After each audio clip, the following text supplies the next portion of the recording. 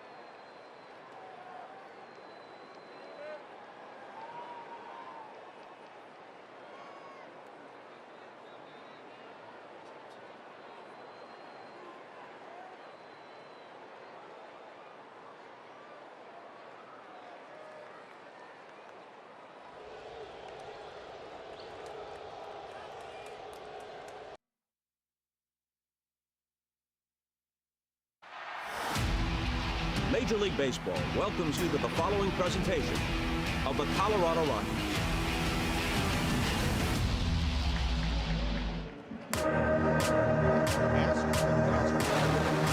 I don't think it's accurately represented in the media. They don't really realize how good a lot of these players are and how good we're going to be. Major League. We're just a bunch of gritty grinders. I'll give them memories. We're gonna do our best to compete with whoever's in front of us. Closer you get to the peak. We on a winning streak. Game time, follow me. We're just gonna play good ball. We're gonna put up some big innings. Right. We can't be stopped. No limitation. Yeah. We have everything to gain. A lot of guys are hungry to prove themselves. Everybody in that room has something to prove. There's passion in the locker room, and I think it can convert to some wins for us. Let's go. Yeah, we run. All of this power came from the pain. I put in twice the work, but I never complained. Expect to win. Go out there to win. Have confidence. Baseball's a hard game, and you never know what can happen. This the A-team, yeah, best in the game. We have one of the best shortstops in the game and one of the best center fielders in the game, and they don't get talked about. We got gold glovers all over the place. We're going to throw the ball real well, and I think we're going to pick it like no other team. Listen to no critics, yeah, we shut them out. We are counted out. That ship is always going to be there. That's fine. That's right where we want to be. I love playing the underdog. They can't bring us down, never gonna bring us down. Nothing to lose, everything to gain. Slide by, catch them sleeping. We can be a buzzsaw against a much different team. This the A-team, put on for the whole town. Making history, yeah, when we go down. Get it. We're in a division that has some heavy hitters in it. We're ready to be right there along with them. You can envision being one of the better teams in the division. It's all about that journey that gets you to the top of the mountain. The closer you get to the peak, we on a winning streak. Game time, follow me. Feels like a more talented room, more talented group overall. Major League on the main screen. We're really going to play for each other, and that's going to help us win games. We come alive on a night scene. Oh, Everybody's pushing together for the same goal. oh yeah, Major League on the main screen. There's the motivation to get it done. We come alive on a night scene. It's going to make it very sweet in the very end when we reach the goal that we want to reach, going up against the big dogs.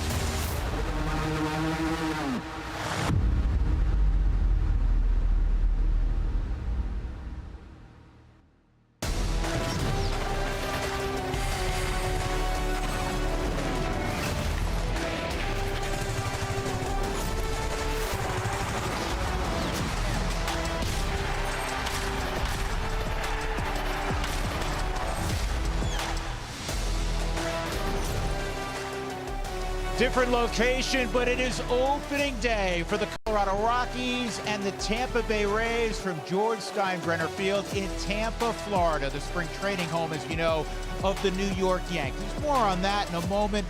All the festivities, though, that you'd expect on opening day have arrived. Rockies baseball is presented by Bet365. Whatever the moment, it's never ordinary at Bet365. And an official welcome in to season 33 of Rockies baseball with my longtime partner, Jeff Houston. You're 20 now yes, together. Exactly. I'm Drew Goodman. We are thrilled that you are along this afternoon and throughout what is a marathon, the Major League Baseball season, but what a joyous ride it typically is. Hopefully, the Rockies can make a couple of steps in the direction everyone wants to see them go. The setting, though, a little bit different. Huey, you played here. Yeah, I did, way back in 1996 when this opened up. But mine was a spring training game. Today, you get Major League Baseball. And I think it's one of those things that the players are embracing. It's different, no doubt about it. But if you ask the 7 Rockies that are making their opening day debut, they say, I'll play on the moon. It does not matter because it is Major League Baseball, game 1 of 162, as you mentioned. And they want to take the lead of a guy who's been around now for a little bit, the Denver native Kyle Freeland, for the 4th time in his career. He'll have the baseball on opening day. He embraces it. We know how tenacious a competitor he is. He's the right man for the job. Well, and he's really earned this degree, too, the 4th time doing this, because if you flash back to when he broke into the big leagues, I think that's the big key for me. We all remember him taking the field against the Dodgers back on April 7th of that year, and what he did, 6 innings going out there, 6 strikeouts, couple walks, 1 earned run, just 4 hits. He ended up that year at 11-11, ERA just above 4. But I think we really found out that day, day 1, what kind of competitor he is, and he wears the emotions of Denver, of this franchise, on his sleeve, on his heart. This means more to him than anything. Yeah, he is the right man, no question about it, for the job. You know he's raring to go. Also raring to go, the former Rocky, Corey Sullivan. And one of the strengths on paper, Sully, that this team should boast about is their defense. And defense wins championships, Drew. It doesn't matter what sport it is. And if you're going to be good at defense in baseball, you got to be good up the middle. And the Rockies arguably have the best shortstop and center field duo. You look at last year, obviously Ezekiel Tovar gets his first Gold Glove of many, I imagine, and Brenton Doyle picks up his second. To me, Brenton Doyle is the best defensive player in baseball. Every single night, you know he's going to go out there and make one of those ridiculous Superman plays. Tovar, on the other hand, he just seems to go about his business so quietly. Both of them 15 outs above average. Ezekiel Tovar, 10 defensive runs saved. Then you look at Brenton Doyle, 11 defensive runs saved. And I haven't even mentioned the fact that the guy has an absolute cannon. This was a game in Milwaukee last year. I said it then, I'll say it again. You do not run on the gun. I think these guys have many more Gold Gloves in their future. One other guy who might have gold in his future caught up with Kelsey a few minutes ago. All right, Big Mike, Michael Tolia here on opening day. Not your first opening day roster, but your first opening day start. Different looking ballpark for that, but just how special is it going to be when you take this field in just a few seconds? This is a dream come true for me. I've always wanted to be on this field during an opening day, and finally got here, and I'm so excited. I know you're excited for the season. What excites you most about this roster? I think our young core group of guys, we got a lot of talent, a lot of good arms. Our bullpen's looking disgusting this year, so I think we got a lot of wins coming our way. Big Mike, opening day. Happy opening day. Good luck. We're happy to have you back. Drew, we'll get it up to you guys for first pitch. Well, it's great to see Big Mike back at first base. 90 straight ball games there. Here's the Rockies' opening day lineup here in 2025. Brenton Doyle will lead things off, coming off a terrific offensive and obviously defensive year in 2024. Ezekiel Tovar, 26 homers, led the league with 45 doubles a year ago. Then it's Ryan McMahon. Chris Bryant, he'll DH and bat cleanup. There's Tolley in the 5-hole. Hunter Goodman, who had one of the best spring trainings, not just of any Rocky, of anybody in the Cactus League. He'll bat 6th and get the start behind the plate. Nick Martini, he'll make his second straight opening day start. What a ball game for him for the Reds last year. More on that in a little bit. Kyle Farmer, the former Dodger, he'll start at second base. And Jordan Beck will bat 9th, the young left fielder for the Colorado Rockies.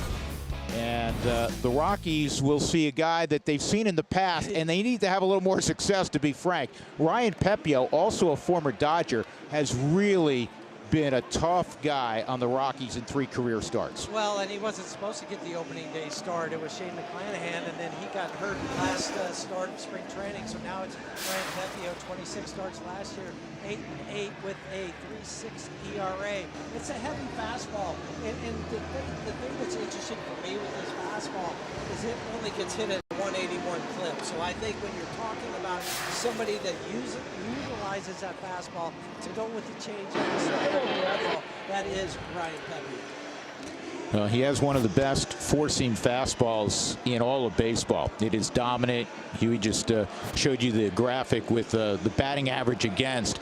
Fastball's the best pitch to hit in the league, only hitting a .181 a year ago against Pepiot's fastball. So Brenton Doyle's going to lead it off, and we'll tell you right out of the gate that the dimensions here, because remember, this is a spring training home of the Yankees. The dimensions are identical to Yankee Stadium in the Bronx. So the real short porch is in play in right field. It is very short down the left field line at 318, right field line at 314. First pitch of the season, a fastball above the zone, ball 1. And we are underway. Drew, you were talking about Pepiot's fastball. I mean, it plays up. He got 7 of his 11 punch-outs the last time out on those, and 5 of those were swinging. So you know he's going to get the swings and misses on it. The 1-0, and this is chopped to third. Junior Caminero will throw across to Curtis Mead as Doyle is retired. Ezequiel Tovar coming up. Let's take a look at the gloves for the Rays. Christopher Morel, former third baseman who struggled at that position defensively for the Cubs, is in left. Johnny DeLuca, one-time farmhand with the Dodgers in center, and Josh Lowe is in right. Caminero, Tyler Walls, Brandon Lau, Curtis Mead in the infield, and the veteran Danny Jansen's behind the plate. Well, this is interesting. It's 0-1 on Ezequiel Tovar. I know where you're going. Yeah, Ezequiel did not swing at a first pitch throughout spring training. Yep. That was by design. He fires, as you know he loves to, at the first pitch here in the regular season. This is tapped slowly to Caminero. It's going to be an infield hit. Hey, good for Ezequiel. Got one of those swinging bunts down the third baseline, and for Junior, the only option he had was try to barehand it. You know, he got the good jump on it, but this bounding ball is really tough on an infielder. When it's bounding, the rule of thumb typically is you use your glove, but sometimes you say, I don't have that luxury, I don't have that option, and that's exactly what allowed then Ezequiel to get the base hit.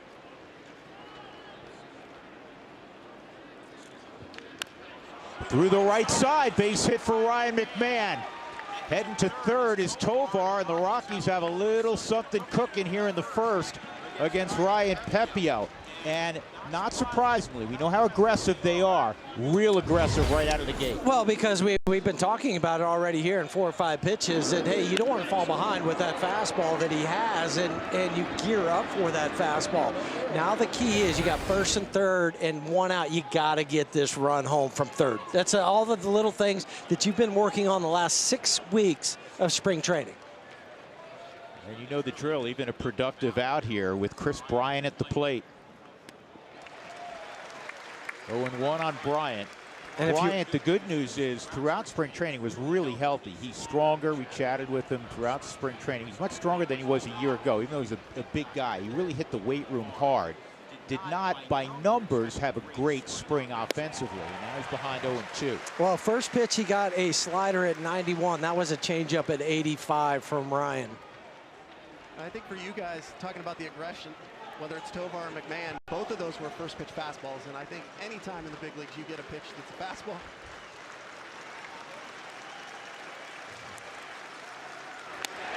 Swung on and missed. Yep. 3 pitches, all to Corey's point, off speed pitches. Well, yeah, they knew the situation. Talking about, you know, Danny Jansen, the catcher, and Ryan Pepiot, the pitcher, is slider, changeup, and you can see the action on that changeup, that downward tumbling hard into the right-hander.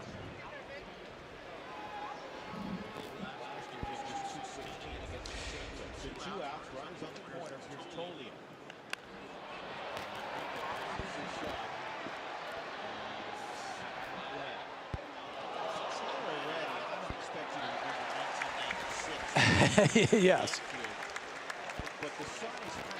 It is. Yeah, and also the wind today, because the wind is much different than it was the previous 2 days.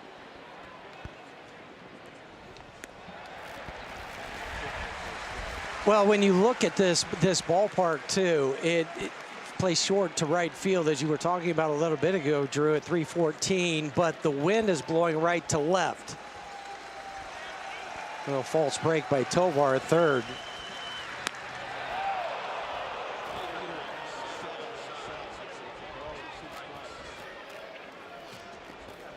Well, Big Mike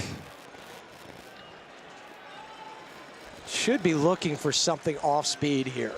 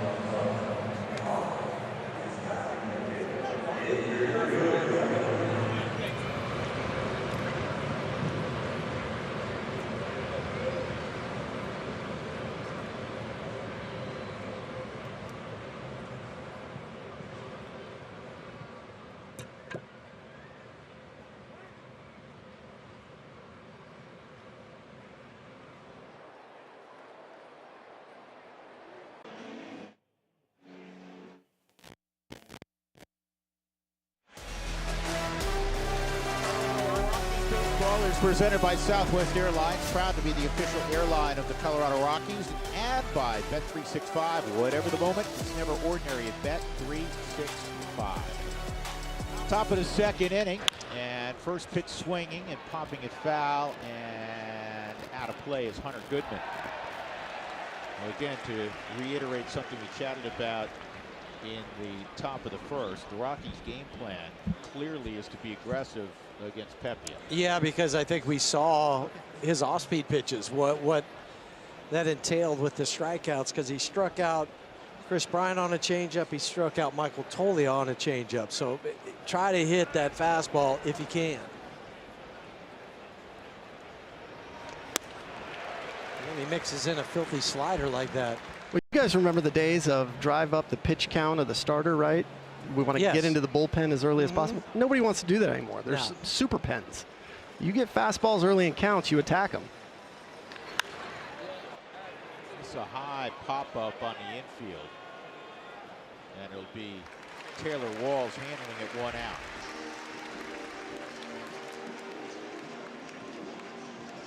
That'll bring up Nick Martini, 34-year-old. He's played for 6 different big league organizations, and he's also had a season in the KBO a couple of years back. Last year, opening day, starter for the Cincinnati Reds against the Nationals, a game he will never forget. He hit 2 home runs on opening day in 2024. He's just really admired and for the way he plays by those guys in the clubhouse. Just talking to him and say, hey, what's Nick bringing? This veteran presence, this calming force, but also a dangerous bat in the lineup. Especially against right-handers. Career OPS over 800. Yeah, against right-handers, he's going to give you, 4 professional at-bats. This is sliced to left. And Morel will make the catch, 2 outs. Who wants tacos, fans? When the Rockies score 7 or more in a ball game, go to participating Colorado Taco Bell locations the next day. Do between 4 and 6 to get your Rockies taco special with Moss at Taco Bell. We'll bring up another new Rocky. It's the 8th opening day for Kyle Farmer. Many of those came in a Dodger uniform. It's his 3rd opening day start. And he hits this one to shallow right. And the wind's blowing in. And that almost gave Josh Lowe an issue.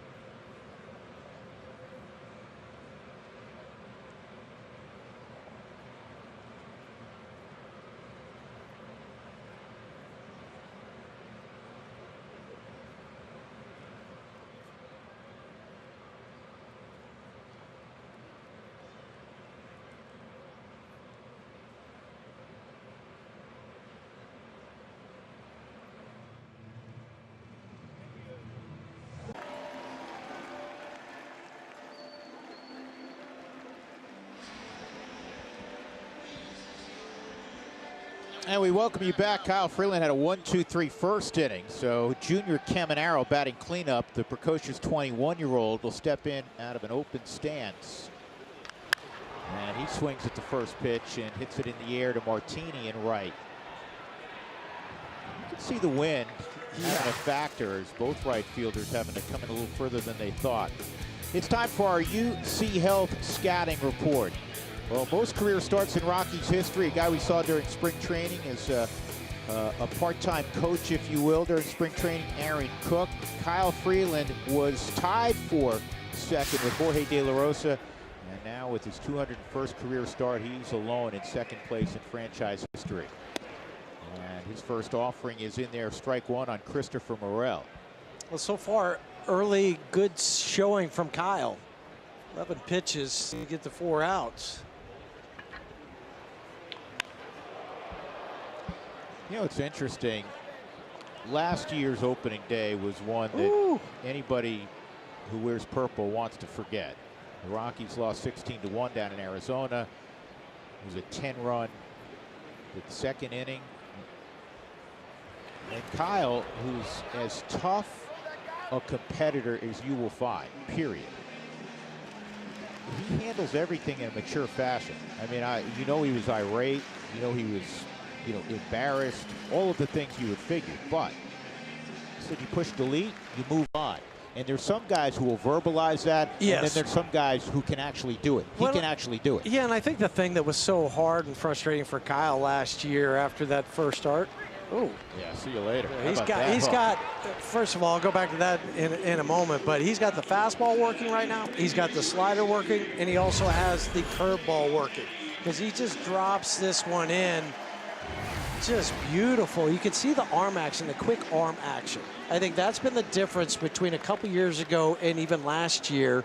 But last year to start the year for Kyle, it was so frustrating for him talking to him because of how hard he had worked in that offseason and the things he did to get stronger to help increase the velocity and come out. The first 2 games, he gave up 17 earned runs. Yeah, it's almost as if he was so obsessed with getting the fastball velo back, which ultimately he did. I mean, he was up about 3+ miles an hour from the previous season. But what it did is it shortened the disparity between his fastball and his changeup. And his changeup really got hammered early last year. Well, that's why he's working on a different slider. You know, the slider from last year is this year's cutter. The slider has more bite to it, more depth to it this year. Sully, he really pitches. He does, and it really is the fastball that kind of opens up everything else. You look at the at-bat against Morel on that K, that fastball in that he hooked foul 450 feet, set up that curveball back door, right? You speed up the right-handed hitters, and then you're exploiting the outside part of the plate with your secondary pitches. But when you're filling up the strike zone like he is, 18 pitches, 15 strikes, hitters have to be aggressive, because if you're 0-1, you know what the batting average plummets to in Major League Baseball. 1-2 to Jansen go. He did, and that's all for the Rays in the second. 6 seen so far by Kyle Freeland. He's retired them all 3 via the strikeout. To the third we go.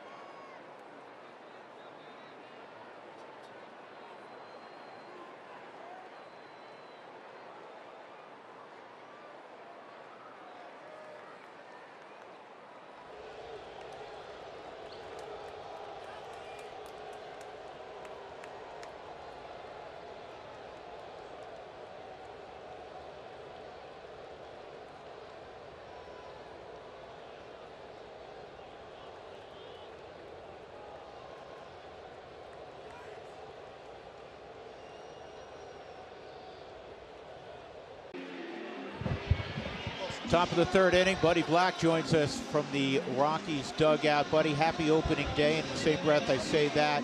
Clearly an aggressive game plan offensively against Pepio. You know, he's a strike thrower, comes at you with the fastball a lot of times first pitch. It looks like he's changed that a little bit, a couple first pitch breaking balls to KB and Martini, but we're going to be aggressive. He comes at you.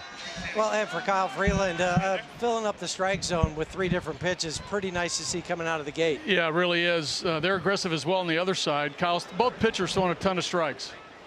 Buddy, good luck the rest of the way and over the next 161. Thanks, guys. Bud Black, and the first pitch to Jordan Beck is in there for a strike. So it's 9-1 and 2 in the third for the Rockies. They collected a couple of hits. Tovar and McMahon in the first, but unfortunately Bryant went down and Tolia went down swinging to end that threat. Jordan Beck last year got in 55 games. Remember, he broke his wrist, talking about Tyro Estrada a moment ago, trying to make a diving catch. This is to third, and for a moment it eats up Caminero. High throw, safe. They brought Meade off the bag. And keep in mind, it's not just the Rockies that have never played at Steinbrenner Field. The Rays haven't played here a ton. No, they played a game on Sunday here against the Yankees, and that was the last time they were allowed out on this field because they had to do so many changes, etc. So it's almost like a new home ballpark for them, too. They're just starting getting used to it. By his actions, I would assume it took a bad hop. Beck takes off immediately. Jansen's throw not going to get him. And that is one of the elements of this young group of players that you are going to see more of when Zach Veen breaks in. Jordan Beck, a big dude, yes, but he's not afraid to run. No, and I like that. They never stopped him. That's kind of like the walking lead you get at second base. They never stop those feet moving, and Jordan had 7 stolen bases last year. He gets his first of the season here in his first at-bat. Well, fellas, I'll repeat what Huey said in the first inning. First and third, 1 out. You got to score runs. Runner on second, no one out. You got to find a way. Yeah, I think for Doyle, find a way to hit behind the runner. Just move him over. Or you can hit a 2-run home. That's called strike 3 on Doyle. But also to your point, Drew, for Caminero, you could tell he was in between the backhand and the forehand on that play, and it kind of did take an overspin hop on him. And it just ate him up right there.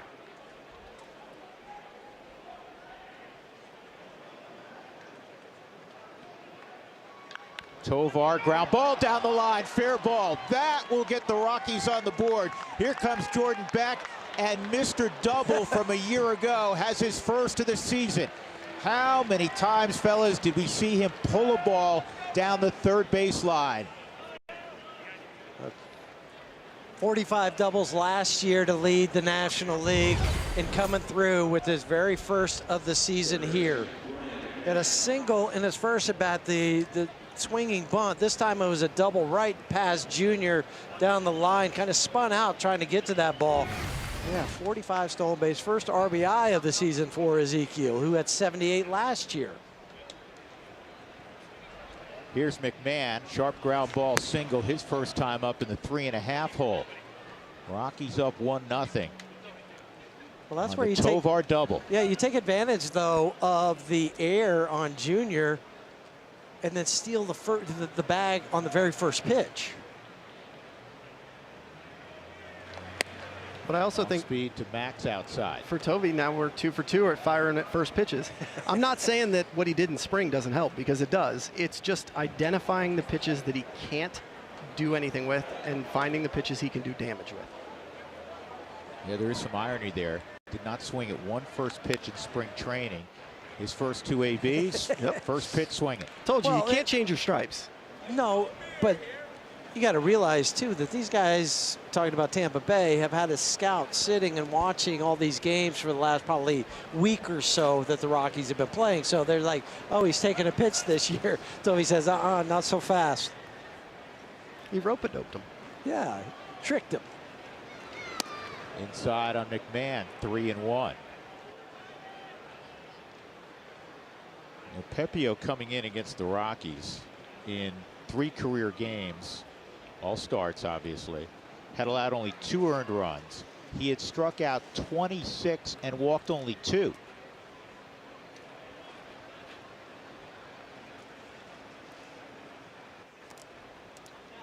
Well, a couple of those games were at Coors Field, too. Good point. 3-1 on Mack. Tovar takes off, throw to third. It's going to get him. The pitch missed the strike zone. So McMahon walks, but they're now 2 outs. I don't mind that. Now, you know what? You can't, out of one side of your mouth, say, hey, we need to be more aggressive. We need to try to steal bases. And then on the other side, if you get thrown out, you go, oh, he shouldn't have gone. Well, yeah, because you got thrown out. You try to go to the back side of the bag. And the tag was able to get him as Ryan McMahon took the walk. And this ball in the air to left. Morel will make the catch. Bryan is retired, but the Rockies take a 1-0 lead. Beck reached on an error, stole a bag. Tovar brought him around.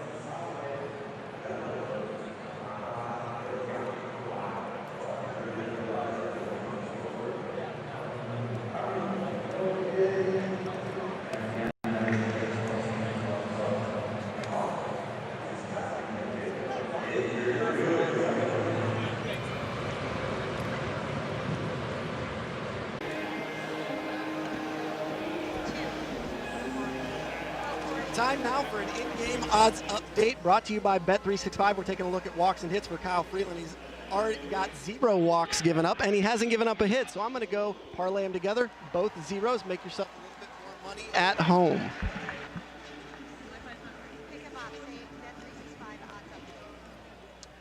That's your Bet365 odds update. Rockies up 1-0. 7-hole hitter is Josh Lowe, the right fielder, and Kyle Freeland is ready. And his first pitch, as has been the case so far this afternoon, is in there for a strike. So 20 pitches, 17 for strikes.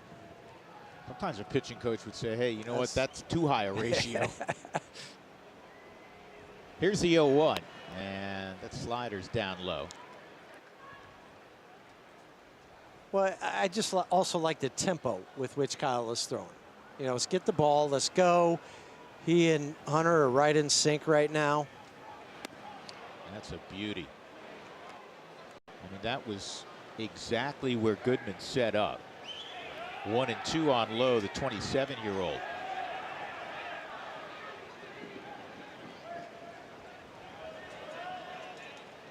What's going on now? Well, I think there's some sort of medical emergency down below us.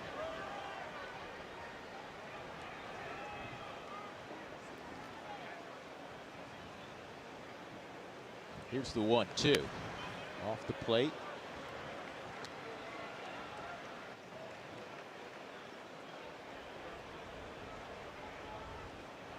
And the wind is blowing in at a stadium that normally yields a lot of home runs. This is on the ground to Tolia, who charges. The glove salute to Freeland, and I got it, 1 out. You know, big hats off to all the folks involved with the Tampa Bay Rays, and also credit to Hal Steinbrenner and the Yankees for allowing the Rays to call this their home in 2025. Yes. The reason everyone else started yesterday and the Rays and Rockies are starting today is they needed all 4 days after the final spring training game for the Yankees, which came against the Rays on Sunday, to flip this stadium and make it appear as the Rays' home. And they've done a marvelous job. Marvelous. All the signage, everything. You look around, even the beer taps that are down on the main concourse, they have Tampa Bay logo on. I mean, just everything. They did not leave a stone unturned as far as making it feel like it's the Rays' home.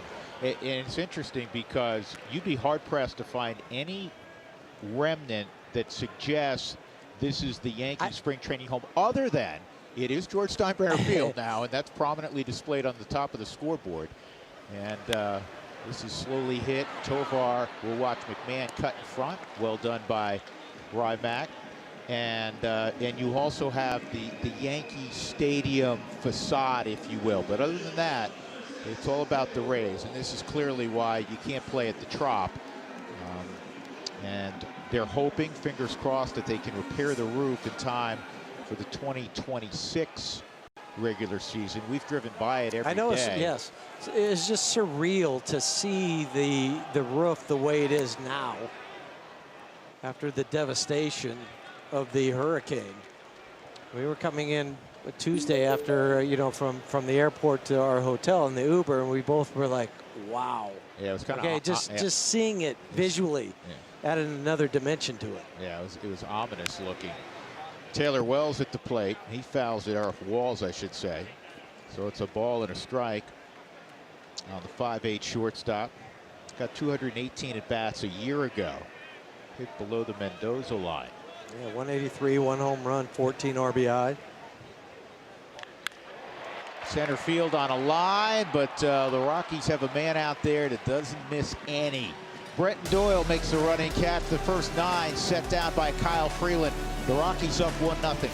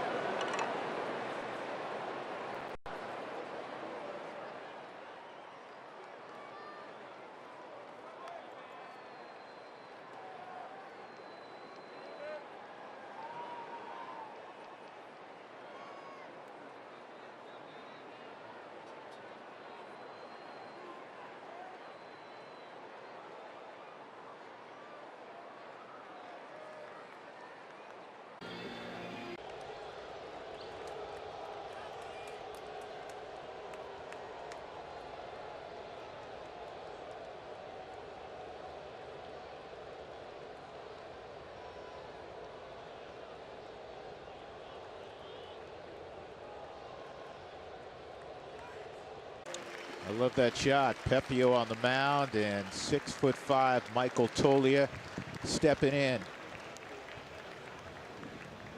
Michael was not at the workout yesterday afternoon. He got a little stomach bug. But this is a guy that never misses. No, 90 straight to finish 2024. Yeah, and talking to him today, he said, how you feel? He goes, I'm better. He goes, but I'm not missing this game. I can tell you that much. Struck out in the first inning to end a first inning threat, first and third.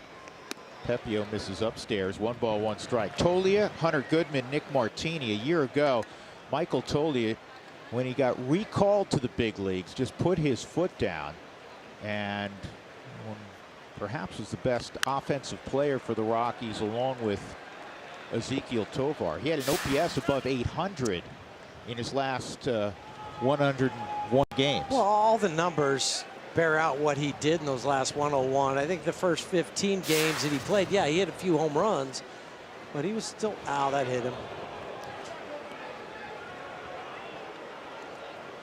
So on a 1-2 pitch, Pepio hits Tolia, and Big Michael jogged down to first. Don't be deceived, folks, by his size. I mean, Mike's about 6'5", 250, but very athletic and has the ability to get the occasional bag. 10 of them last year is what he had, and then this one hits him right in the foot.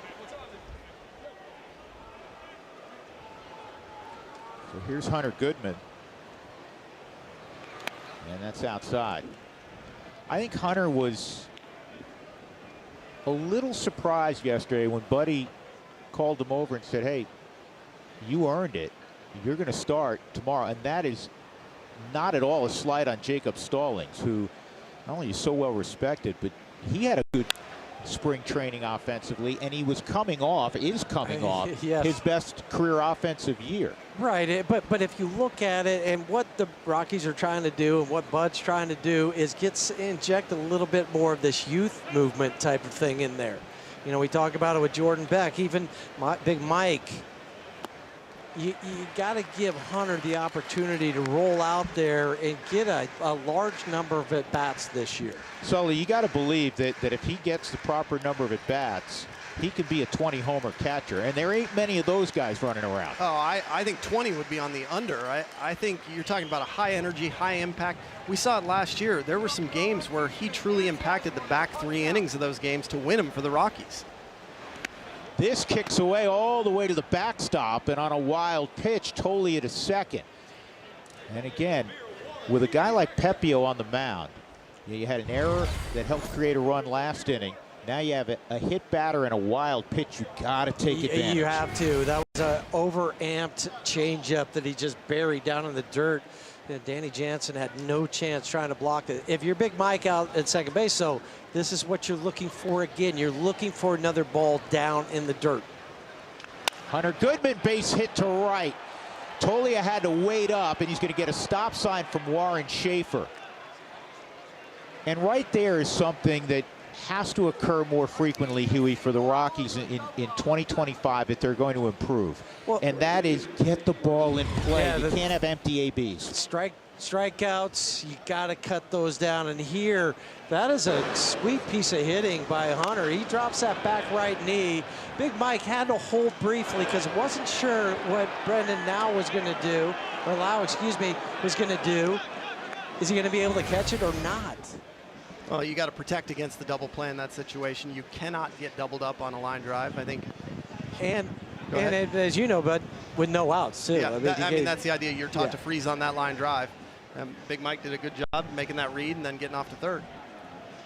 You know what's interesting here, Corey, and you were a tremendous bunter, and I know Nick Martini's a big, powerful guy. You were more of a speed guy, certainly.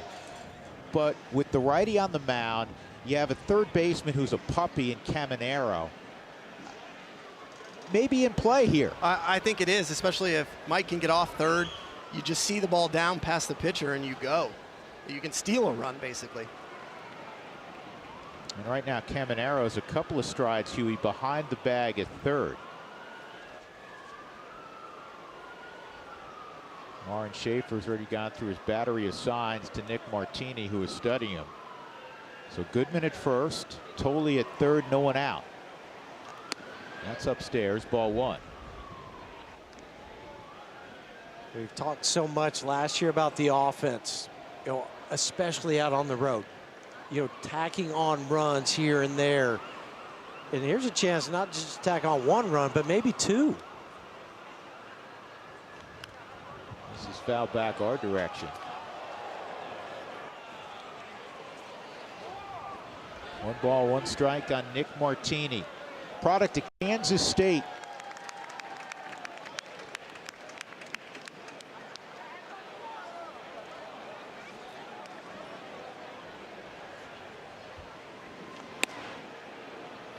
That's in clearly by a couple of inches, 2-1. We kind of got used to the ABS system during spring training, and to a person, I don't know anybody who wasn't really pleased with it. It is not in play during the regular season in 2025. But it worked, and it worked really well. And fast. Yeah, I mean, the average time, the review was about 13.5 seconds. In fact, here are some of the numbers on the ABS system during spring training.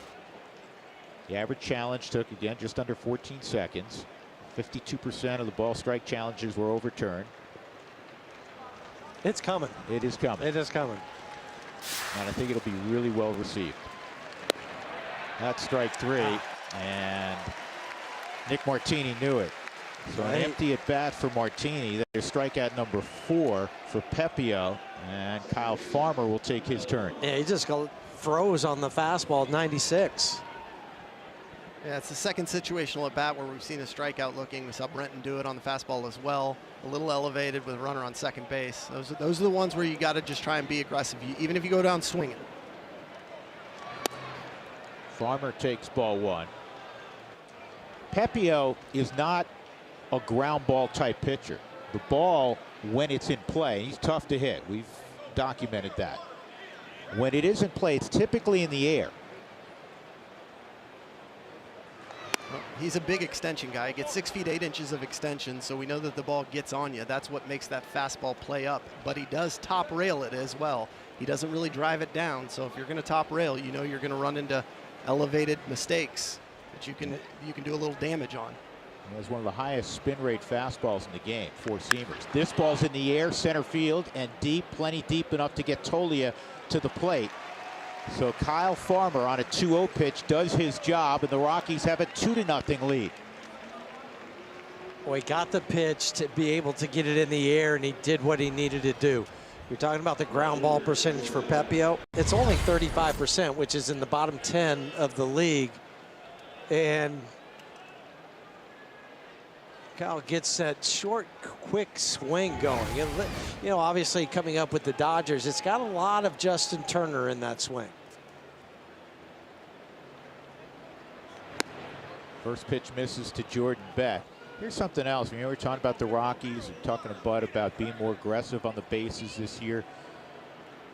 Hunter Goodman's a catcher, but he's a solid runner. He's not a flyer, but you can't fall asleep if you're Tampa on him.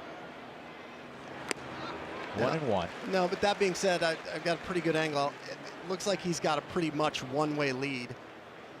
I wouldn't mind seeing him get a little more aggressive with that, just to draw the throws or attention even.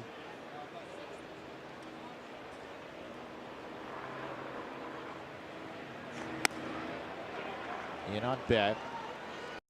Jordan's batting average was not terrific during spring training, but he did throw out 4 home runs.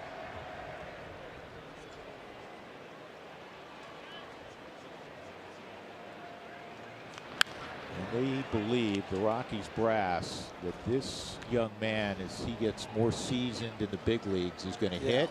He's going to hit for average. He's going to hit for power.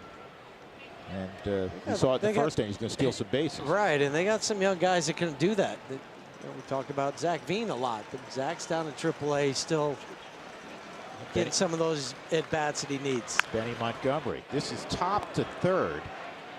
And Caminero in time. But the Rockies, they got a run in the third. They get another run in the fourth. Sac fly by Kyle Farmer. 2-0 Colorado, middle of 4.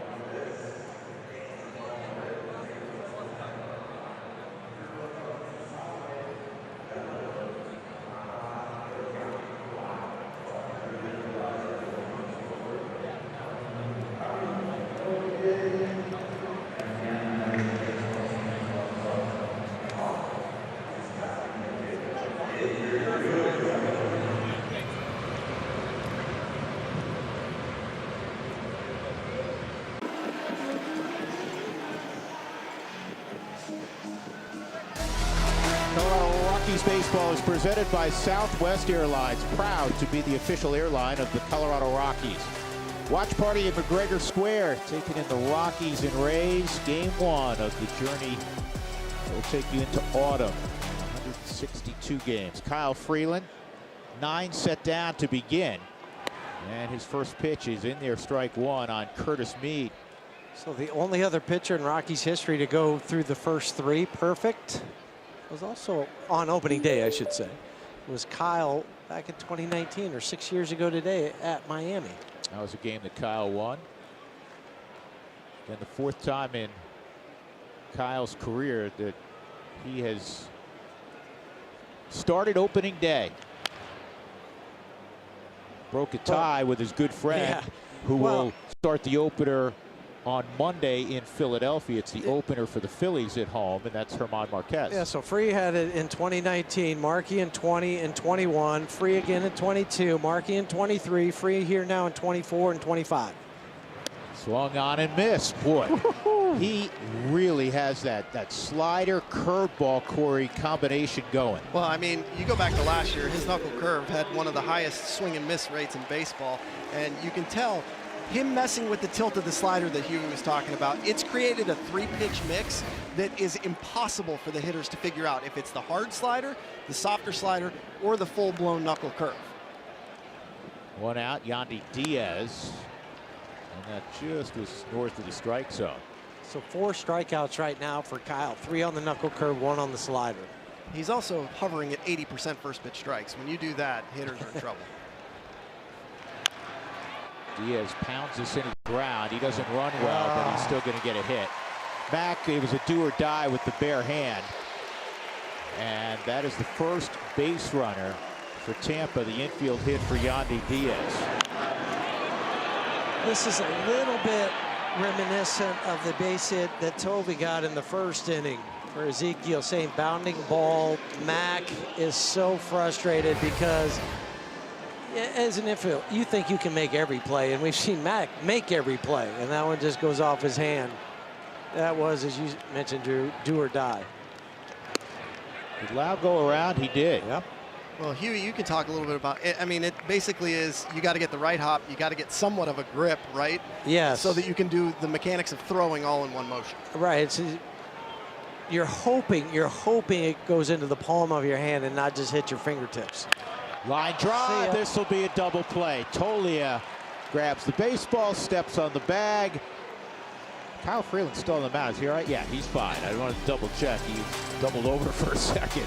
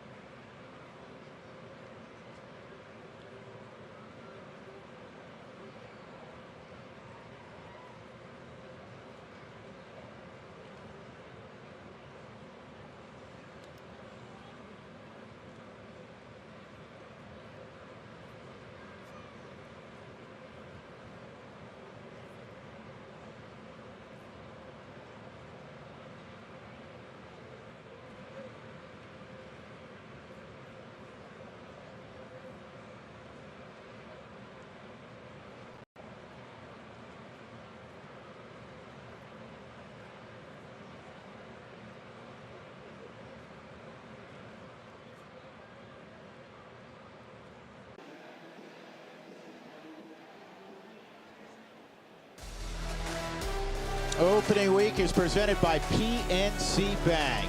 With Jeff Houston and Corey Sullivan, I'm Drew Goodman. Thank you very much for joining us as the journey in year 33 of Rockies baseball begins in Tampa. Brenton Doyle up for the third time. Fouls this one off from Ryan Pepio. We're at Steinbrenner Field, the longtime spring training home of the New York Yankees, of course. But with the damage done by Hurricane Milton to the Trop about a half hour from here in St. Pete, this will be home for Tampa this year, 0-2. And the league is trying to accommodate the fact that now the Rays are playing outdoors in a very warm climate, typically in the summer. So 19 of their first 22 ball games will be here in Tampa. Trying to avoid the summer heat and the summer rain. That's because 53 of the last 84 are out on the road. It's going to be tough for Kevin Cash. Well, and Corey, I'm not sure if you played in the Florida State League or not, but I did. Every day about 3 o'clock, 3:30, rain's coming in. So you got to plan for it. Sometimes you miss batting practice. Not with the cages, they won't, but you're not going to be out on the field a whole lot. Yeah, I did not. I was fortunate, I think, to miss the Florida State. Yeah, the bus rides were good. That's the only thing about it. They were pretty short. 2-2 on Doyle with the Rockies up 2-0. If I tell you how long my longest bus ride was in the minors, you'd be very mad. Oh boy, what was it? 6.5 hours. Yeah. That was your longest? That was my longest. Sorry.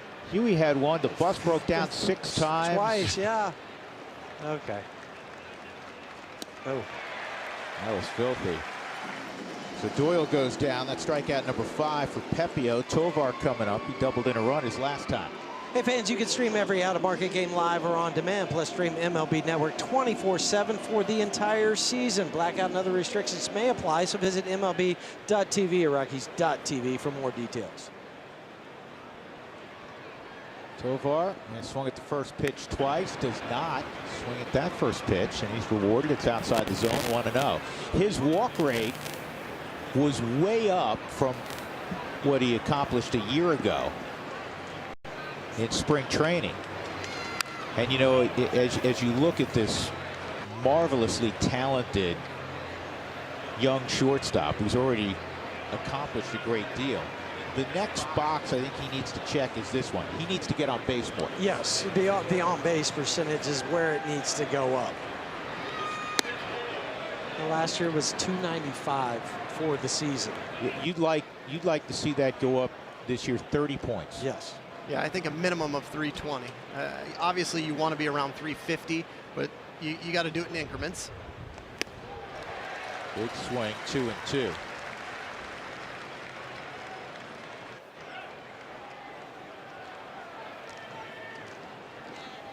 Rockies are a run in the third and a run in the fourth. Here's the 2-2. Fastball. Problems. In the air down the right field line, and this one's out of play. We're talking about on-base percentage last year. MLB average, 312. That just tells you how hard it is to hit, I think, also. Just the pitching. But you look at Tovar's stats, 75 extra base hits, led all shortstops. Talked about it. He led the National League with 45 doubles, and he had 26 homers. Now you want to see some of those strikeouts, those empty at bats, flipped around to certainly hits, but also the walk rate's got to go up. 2-2, 3-2.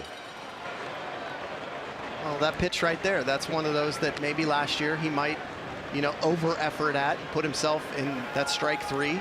Now let's see if he can work himself that walk.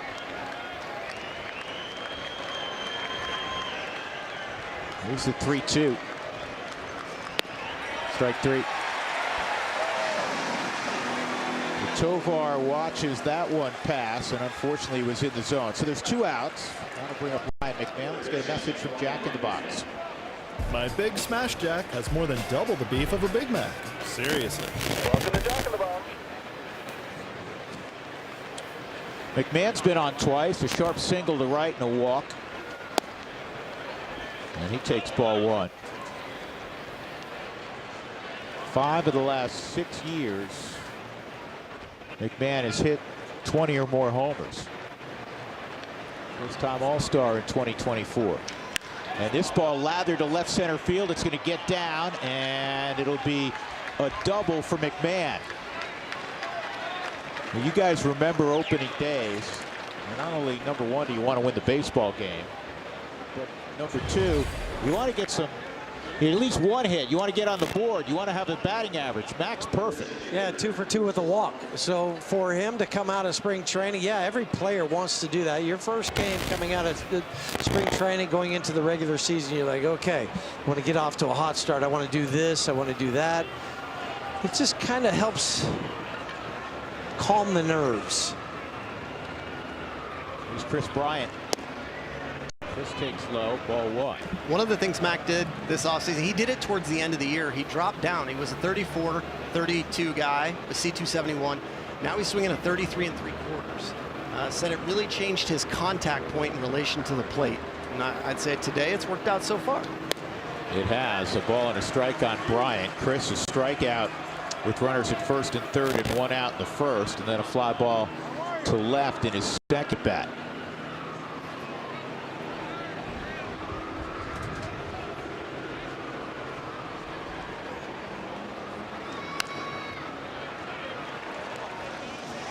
The 1 and 2 on Bryant.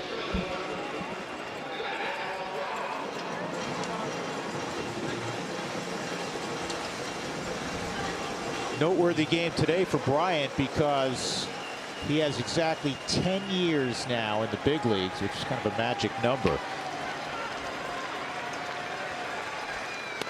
Yeah, last year, at the end of the year last year, he had 9 years and 171 days.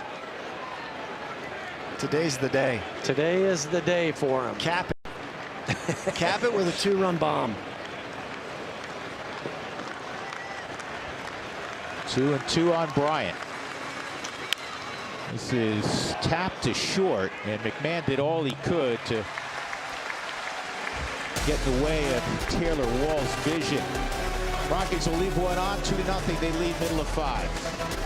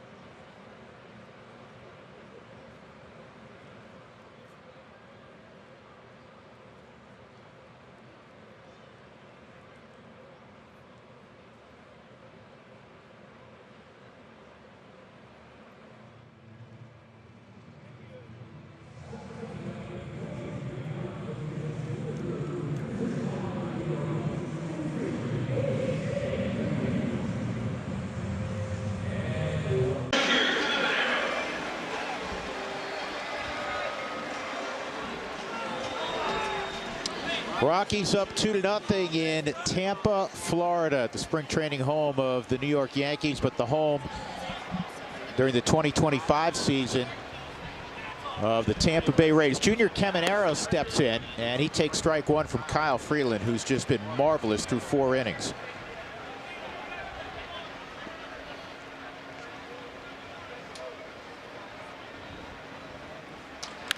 Caminero, hard shot.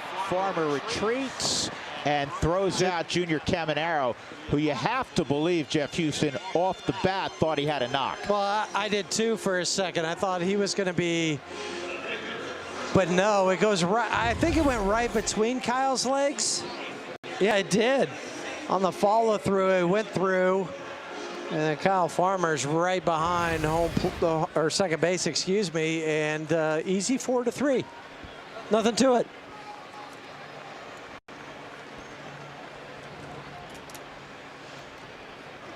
Christopher Morel swings and misses. 0-1 on Morel. He was caught looking his first time up. Morel's got a lot of pop. Struggled making consistent contact a year ago. And playing consistent defense. Former Chicago Cub, 1 ball, 1 strike. Yeah, and that's why they moved him to left field. You know, hopefully that would take a little bit of the pressure off him.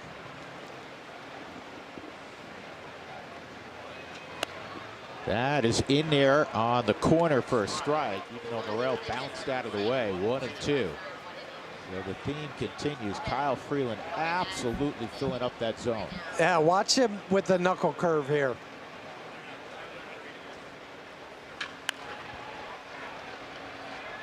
Long throw from McMahon. Safe at first. It pulled totally off the bag.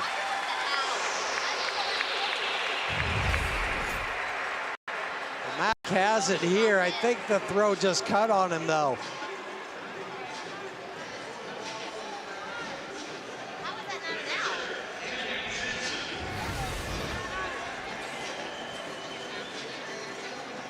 I was checking in the dugout. Red went to the phone to see if they might check that. Danny Jansen at the plate. Yeah, it'll be an error on Mac.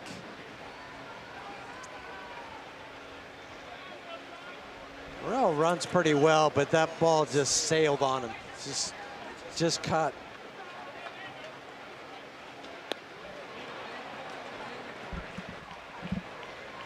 Oh, and 2 on Jansen. 29-year-old split time between Toronto and Boston last year.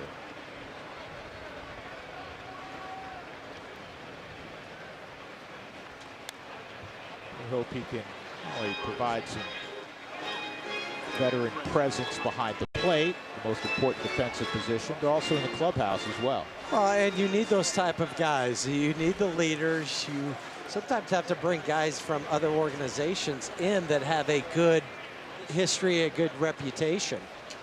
He went around. Another strikeout for Kyle Freeland. Hey, that's 5 for a guy that's not known for striking out a ton of guys. 94 miles an hour on that fastball. How good to see. Yeah, that's got to feel good to him. Yeah, and Danny Jansen did go around. Again, though, 13 of 15 first pitch strikes. That's 87%. When you're putting hitters on the defensive that frequently, there's nothing you can do.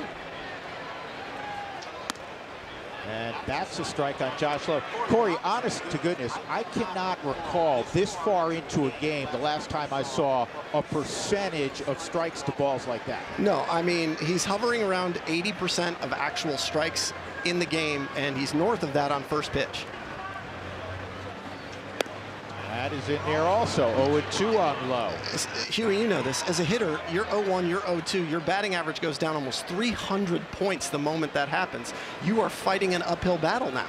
And when you have 3 pitches that you have to worry about, it makes it even that much more difficult.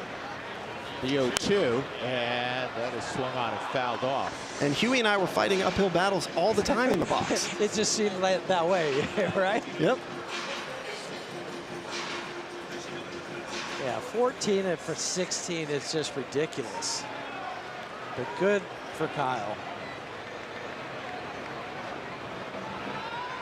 Runner go in 0-2, and it's fouled off. Rockies up 2-0. They've out-hit the Rays 5-1. Both teams have. Well, and remember that one base hit was the dribbler to third. That's all. That's it. Now they did have that one line out that Brenton Doyle had to come. That came off the bat at 110 miles an hour. That's been the only ball really hit hard. That was by Brandon Lau.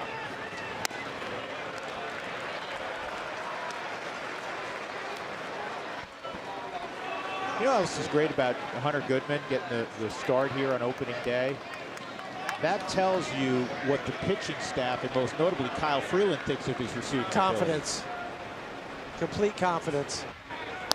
I'm sure, though, there was some conversations with Bud and Kyle saying, hey, this is what we're thinking. What do you think? Kyle's, no doubt. Without question. I'm on board. Buddy, let's go. Exactly. Buddy went to Kyle and said, is this all right? And he gave the 2 thumbs up. 1-2, fouled off by Lowe. Lowe's front side is bailing. That back hip is firing early. He can get him, I would say, elevated fastball away or that hook just painted. He's got it. Don't bring anything inside. Yeah, nothing in. You cannot come in. He's been wearing him out with stuff spinning. But a couple moments ago, we saw 94 get Danny Jansen. I wouldn't be surprised, though, if I see Christopher Morel take off on first movement. 1-2 count.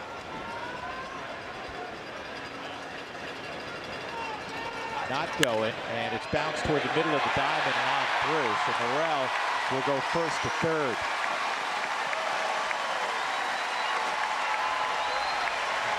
It looks like Josh Lowe hurt himself coming out of the box.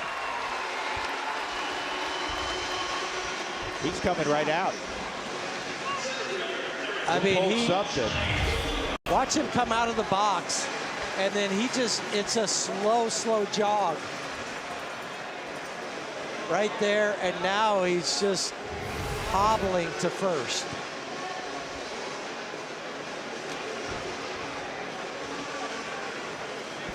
I'm guessing maybe back or oblique. It was pretty quick, wasn't it? Yeah. Something that grabbed during the swing. The swing almost looked like it was in slow motion, too. Yes.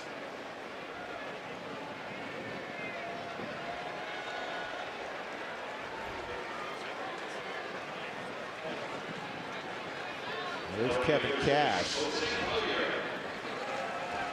He's been a manager the longest of anyone in baseball, 11th year with Tampa.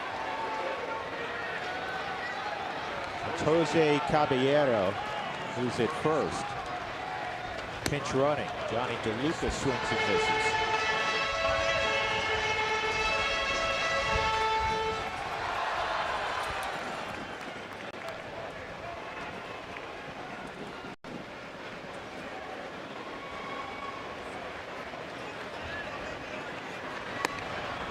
Oh, 2.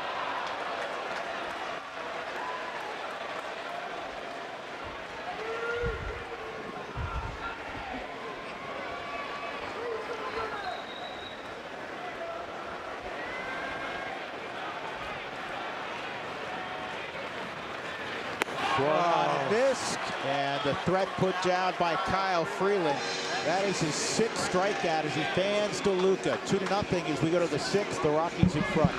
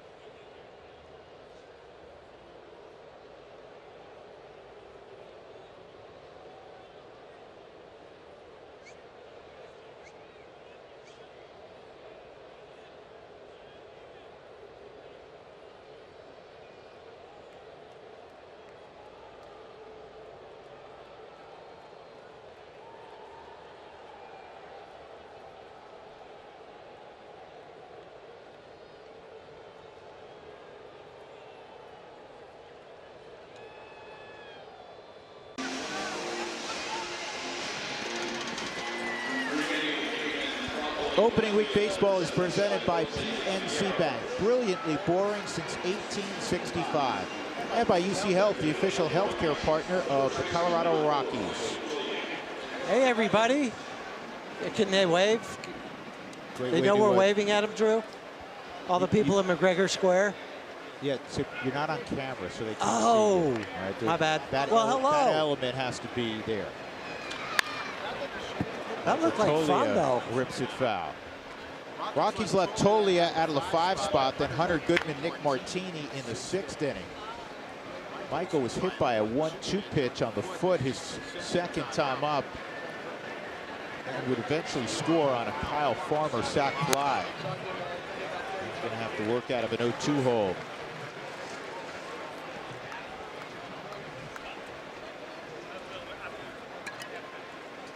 Rockies lost 2 of 3 in Tampa last year.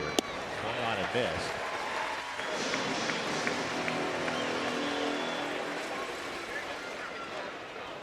Well, fans, opening day back home. It's almost here. That's on Friday, April 4th. We'll be welcoming fans back to 20th and Blake with a 2025 magnet schedule that's courtesy of Aero Electronics. Be sure to get to the ballpark early and enjoy all the pregame festivities. Tickets available at Rockies.com/tickets. Hunter Goodman down the left field line. Goodman scrambling towards second.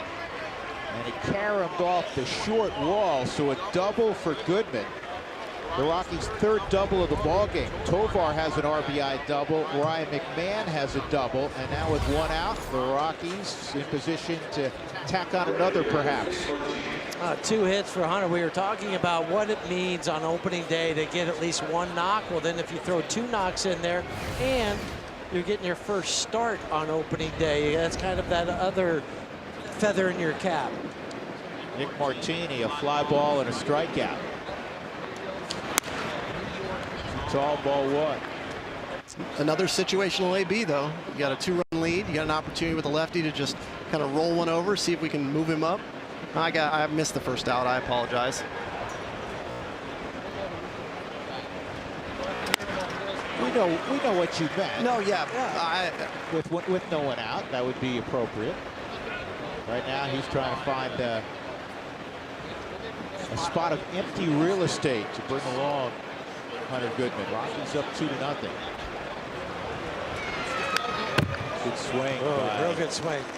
Nick Martini. And I'll tell you what, you make contact. You guys know this. You both played at Yankee Stadium. You make contact in the air to right at Yankee Stadium. And these dimensions, again, if you missed it earlier, are identical to Yankee Stadium because, again, right down the line. Yankee spring training home. Nick's a 300 hitter with runners in scoring position. He went around. That's strikeout number 8 for Pepio. That'll bring up Kyle Farmer.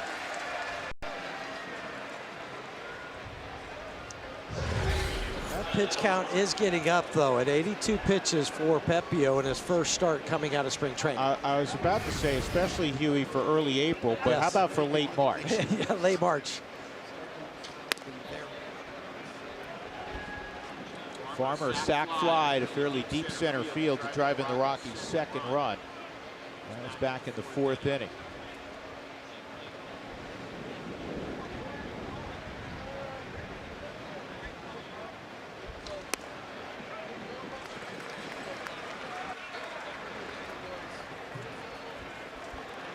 Ball and a strike on Kyle.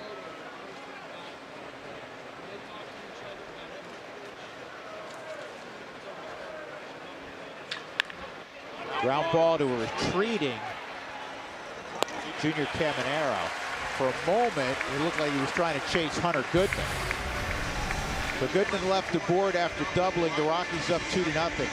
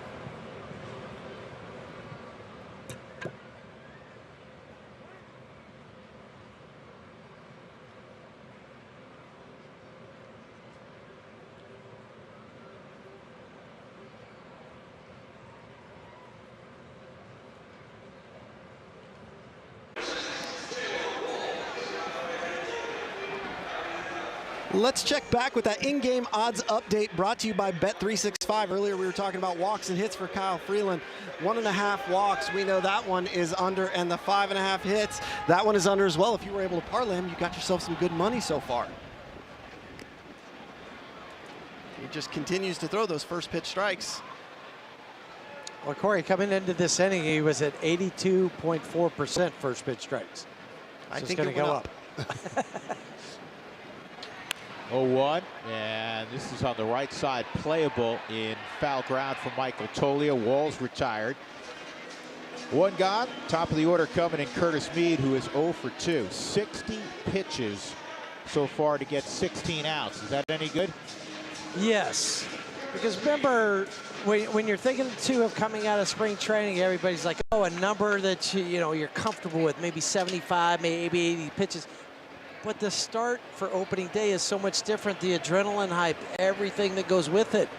So 60 pitches right now is probably the equivalent of maybe throwing 80 or 90 in spring training, just from the amped up standpoint. In there, 1 ball, 1 strike on Curtis Mead. Ground ball to third and a strikeout.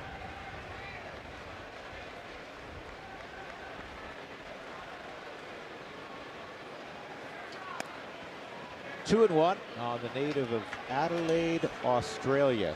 Sully, you ever been to Adelaide? I have not. I've never been to Australia. So you probably haven't been to Adelaide. Correct. Ooh, I got to play. Got it? No, you're going to be robbed. Brady Williams has a play. He was in better position. He was. But you never know. You don't know if he's just going to stay in the box. Stay in the box. What's in the box?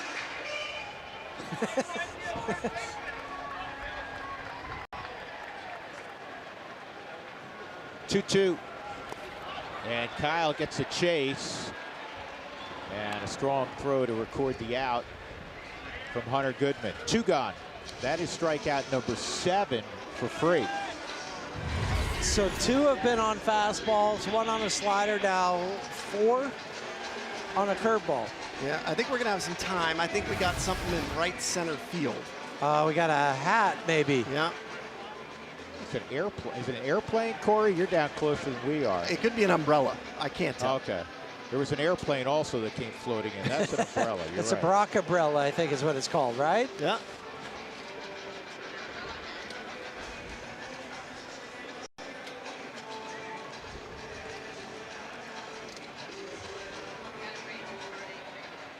Unless there's a lot of weird stuff going on with baseball and new food. Maybe they put ice cream in that big hat. Oh, that'd be a lot of ice cream. Yeah, it would. Yandy Diaz takes ball 1. 755 OPS a year ago for Diaz.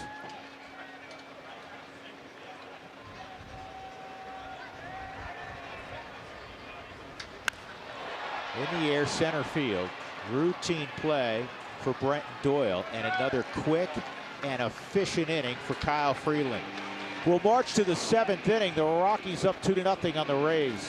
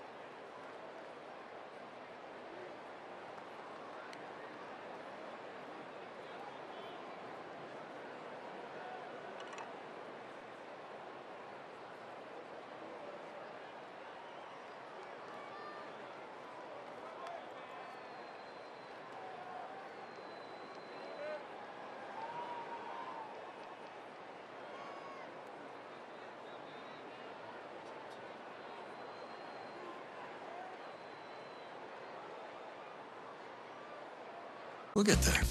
Your Fidelity Advisor can help your legacy last for generations. Doors were meant to be opened. This copyrighted telecast is presented by authority of the Colorado Rockies and may not be reproduced or retransmitted in any form. And the accounts and descriptions of this game may not be disseminated without the express written consent of the Colorado Rockies. New pitcher for the Tampa Bay Rays here in the top of the 7th. It's Hunter Biggie, and it's 9-1-2 for the Rockies. Jordan Beck, Brenton Doyle, Ezekiel Tovar. Biggie last year made his big league debut, first with the Cubs, and then he came over to the Rays. He's a product of Harvard. He's wicked smart. One would assume. A pitch column issue. Well, Biggie's one of those guys that was sent out of camp, and then with an injury, he had just gotten to Durham. And before he could unpack his bag in Durham, they said, hey, you need to go back to Tampa. Came over from the Cubs along with Christopher Morel. Remember that Esau Paredes trade? He was part of that. He's a cut fastball, four-seamer, slider, curveball, and a sweeper, Corey. Yeah, he's another one of those guys. He's 6'1", gets 6 feet, 7 inches of extension, so the ball's going to carry, but his velo's up there 97, 98 miles an hour as well, so it plays up even closer to 100. So he's about average then. Yep. Seems that way, doesn't it? Beck fouls that off. He's in a ditch 0-2. Ryan Pepio goes 6 innings. He allows 2 runs, 1 earned. 6 hits, just 1 walk, and he struck out 8. He pitched very well. Tyler Kinley up in the Rockies pen. Good pass by Beck on the 98-mile-an-hour heater.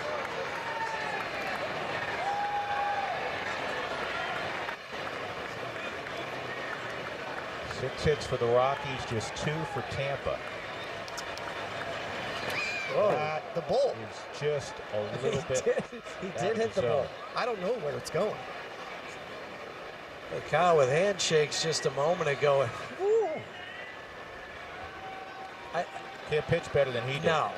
And if you're wondering, with the low pitch count, throughout baseball, people are very protective. You understand this of starting pitchers. I know some people don't like it, but especially early in the season. Swung on and missed. I think this, even a few weeks from now, I don't think there's any question Kyle would go out for the 7th. No, but we were just talking about it in that last half inning when he was out there pitching. A little over 60 pitches for Free.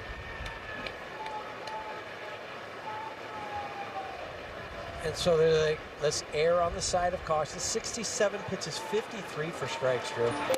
We talked about it off the top, boys, the fact that Kyle is so tough physically and mentally. And he said, you know what? I learned from last year. I learned from every outing, good and bad. And he said, that horrible one a year ago, he said, I moved on. And he demonstrated that because today was the absolute antithesis of what unfortunately occurred for me a year ago on opening day. 2-0 on Doyle. Big chopper to third. Caminero just in time. Camanero's had some tough plays at third today. Some of those high choppers. It's not easy to get a speedy Brenton Doyle.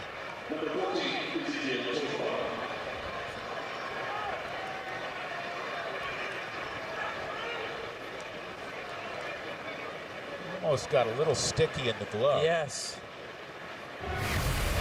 Doyle getting down the line just under 30 miles an hour, or 30 feet per second, 29.8. We'd have a story if it was 30 miles an hour. Yes, yes we would. And the Rockies may lose Doyle to the U.S. Olympic team.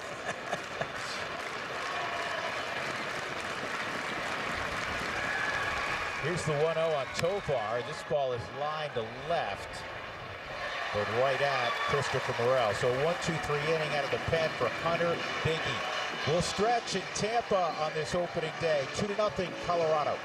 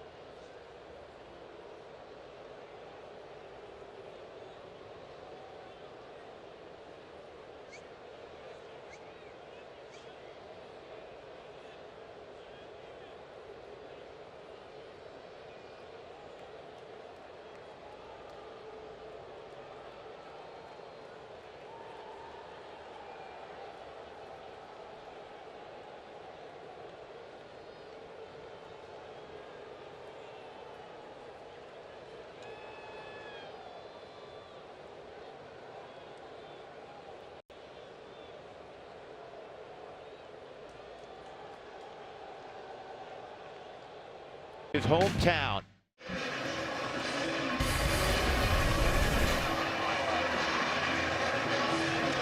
Here's today's PNC Bank slow moments.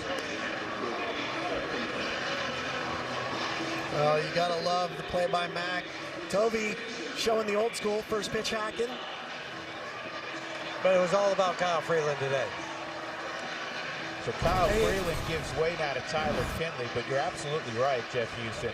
Kyle Freeland, 6 innings. You want to talk about efficiency. He threw only 67 pitches. No runs, 2 hits. One was an infield hit. The other one was a roller through the middle of the diamond. No walks, didn't even come close to walking anyone. I don't know if there was a 3-ball count. 7 strikeouts. And now the native Floridian, Tyler Kinley, and he's greeted with a hard single through the right side from Brandon Lau.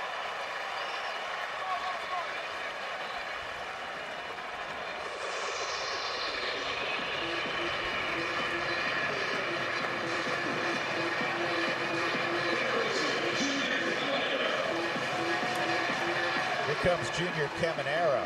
Fly ball to right. And a ground ball up the middle. He was thrown out on a fine play by Kyle Farmer. That was that ball that went right between Kyle Freeland's legs.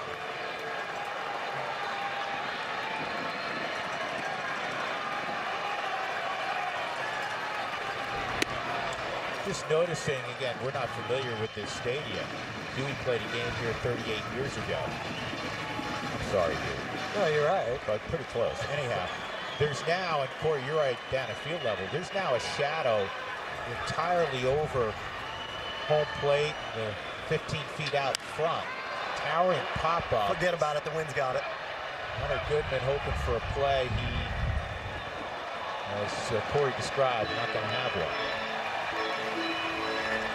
Yeah, the shadow, again, I'm not sure how many games get played at this time, right? You figure in the Florida State League, it's 1 in 7. 7. Yeah, well, same thing with spring training. Yeah, exactly. So Major League Baseball, let's play this one at 4, and tomorrow's at 4 as well. With the Rockies having the lead, not a bad place to be, you would think.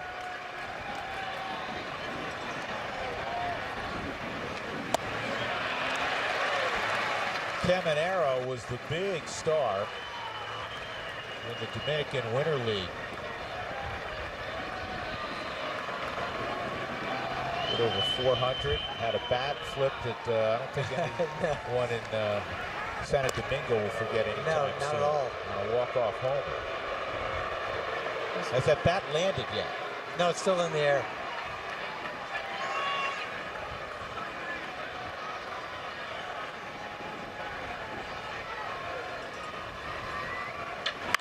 Line drive, fair.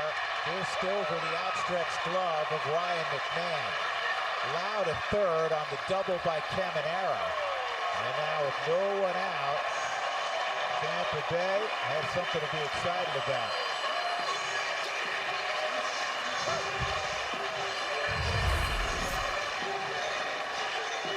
Right off the end of the bat. Mac tries to elevate, but it's a good 2 foot or so above his glove. It's really hard to get much height and elevation when that ball's hooking away from you and you're trying to go up, but then also reach across your body.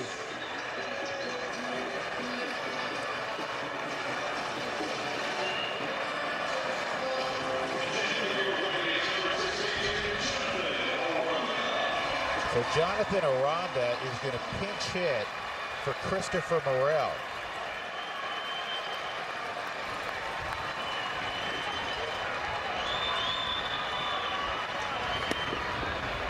Ball 1.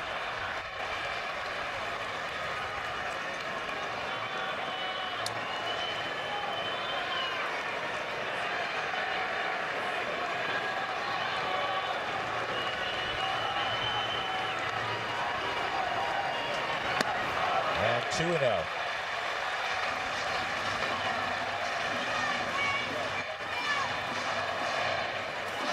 Scott Alexander, the left-hander, is up in the Rockies bullpen right now.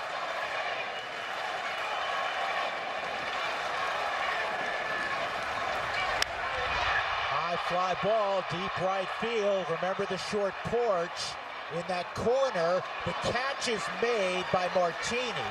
Tagging and scoring is Lau. Caminero moves up 90 feet, and it's 2-1 with the tying run 90 feet away and 1 out. That was scary on two fronts because of the 314 down the right field line. The thing that helped, though, was the wind. The wind is blowing dead in from right field, so that held that up.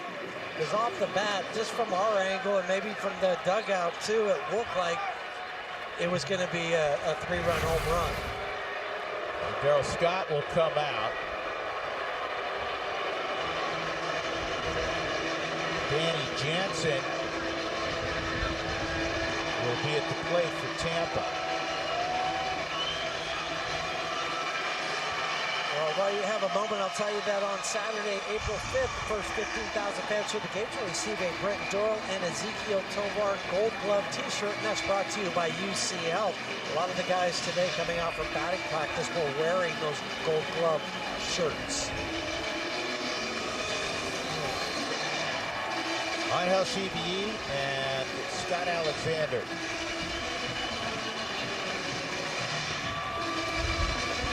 Rockies will pull the infield in.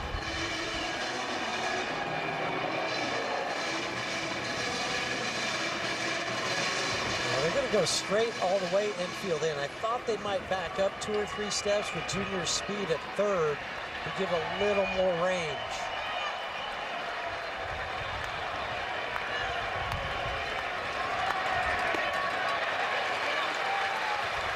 Jansen struck out twice against Freeland.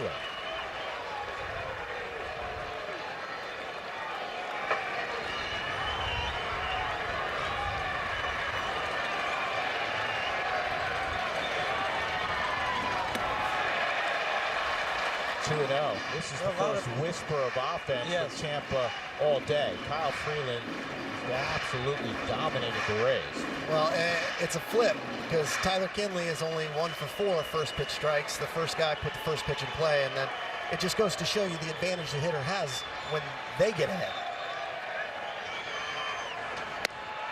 And 3-0.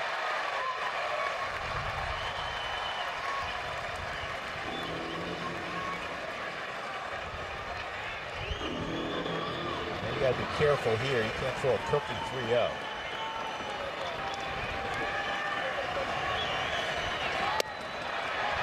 Ball 4. And now it's first and third. And the batter will be Jose Caballero. It'll be his first plate appearance. He came in for Josh Lowe, who hurt himself running to first on a base hit. And now with the base runner at first, you'll see the guys up the middle. They'll back up into double play depth. And you still have the corners. You'll still have Mack more even with the bag at third.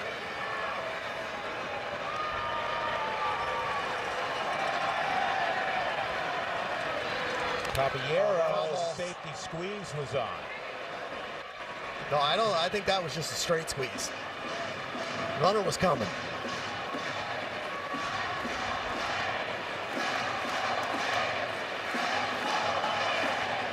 Well, anyway, I'm glad it was a foul ball, because I think that might have surprised everybody. Caballero, this one will drop, and it's a tie ball game.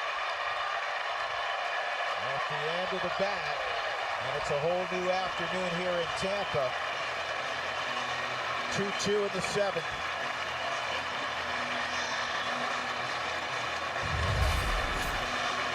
Well, you had Caminero's double off the end of the bat. This is the same thing. It's take that top hand off the bat to get a little more length to it. Just dumps it into left field, and man, this is frustrating on a couple different levels. Frustrating because the game's 2-2, but also the way Kyle Freeland pitched today.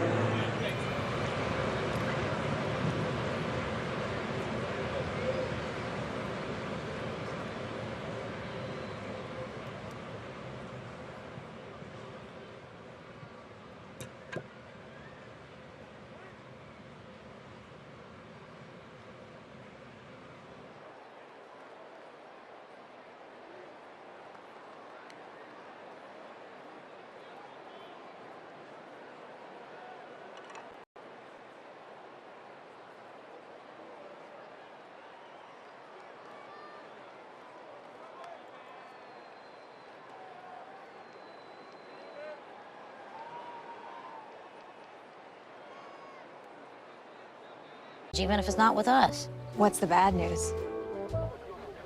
I skipped the line. Colorado Rockies baseball is presented by Cub Cadet. Experience the ultimate. And by Southwest Airlines, proud to be the official airline of the Colorado Rockies.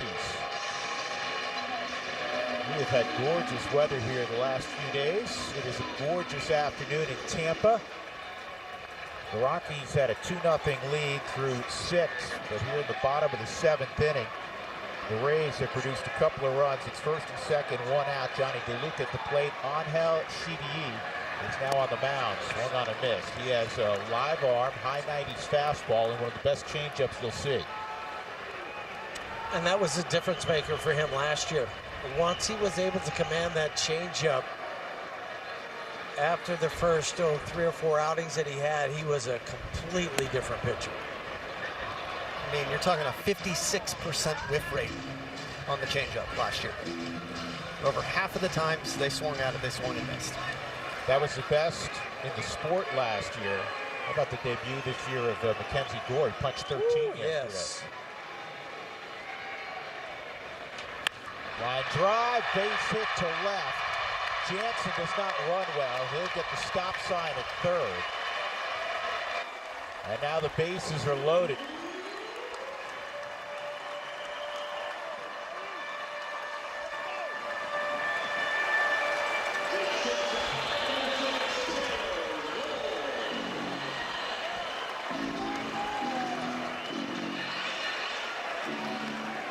Taylor Walls, a line out and a foul out.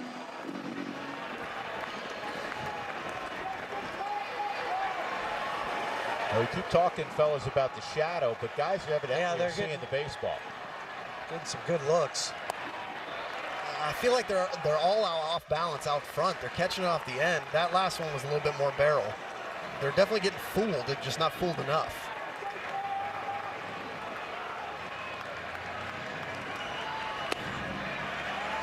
Two 2-0.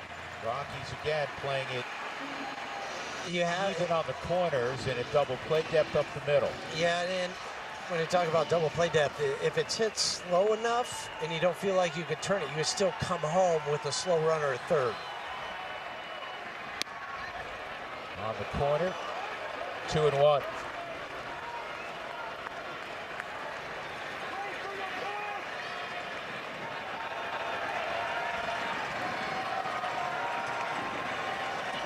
Wall's going to be a tougher guy to double up. 2-2. Well, and we also talk about, hey, how hard it is for the hitter with the shadows, but it's also really difficult right now on the infielders because they're trying to pick that ball up too if it's hit off the bat, so you don't get as clear a look. And I'm talking mainly for Michael Tolia, who's got the lefty getting ready to swing. He's right even with the bag, and Mac the same thing over at third. And you can already see the glare off of Big Mike's glasses. And so now you're trying to pick that ball up off the bat if it is hit to you. Pulled down the line, foul. Fortunately. That had the potential to score all three. Johnny DeLuca can really run. He's the trail at first.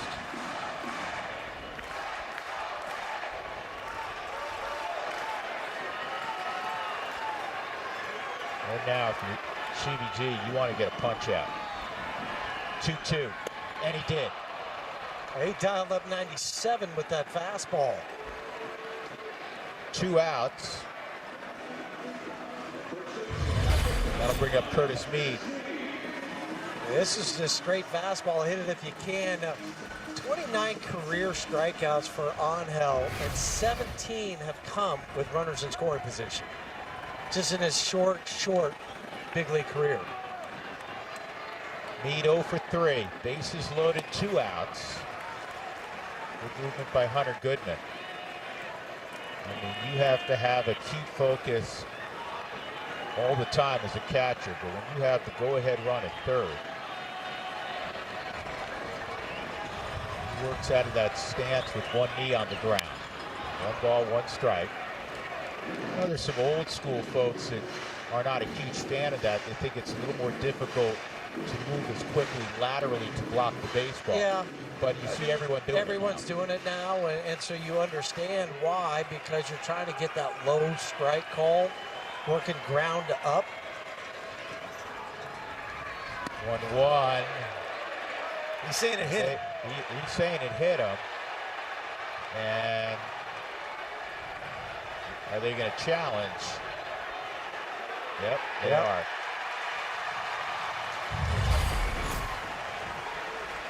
Tampa Bay is challenging. Well, it's hard to see from that angle. And the deflection, it looked like there was a little deflection. Like a little sideways move from the ball into the glove. But he also made no effort to move it. That never gets called. That gets called at the amateur level. It doesn't get called typically at the big league level. Well, I don't know.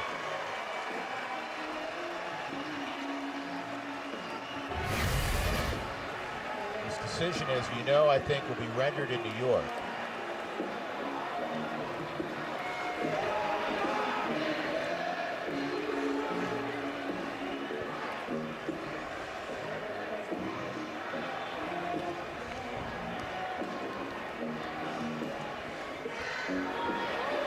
I need not tell you how enormous this is. Yeah.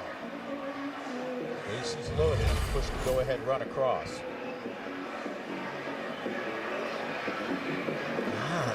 There From that angle, you don't see anything move on the elbow guard. Yeah, I'm trying to watch the guard on his upper arm to see if it moves. At the review, the call in the field stands. The batter was not hit by the pitch. Beautiful. Yeah. Call stood. So it's 2-1. Rockies fans can breathe again.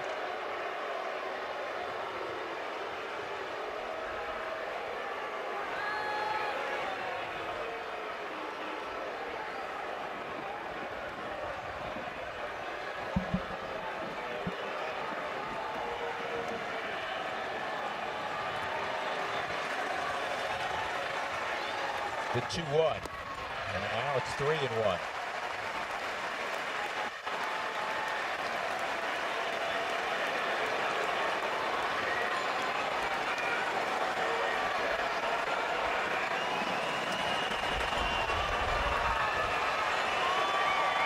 Got to come in here, and it's on the ground to short. Tovar to second, and the Rockies give up 2, but they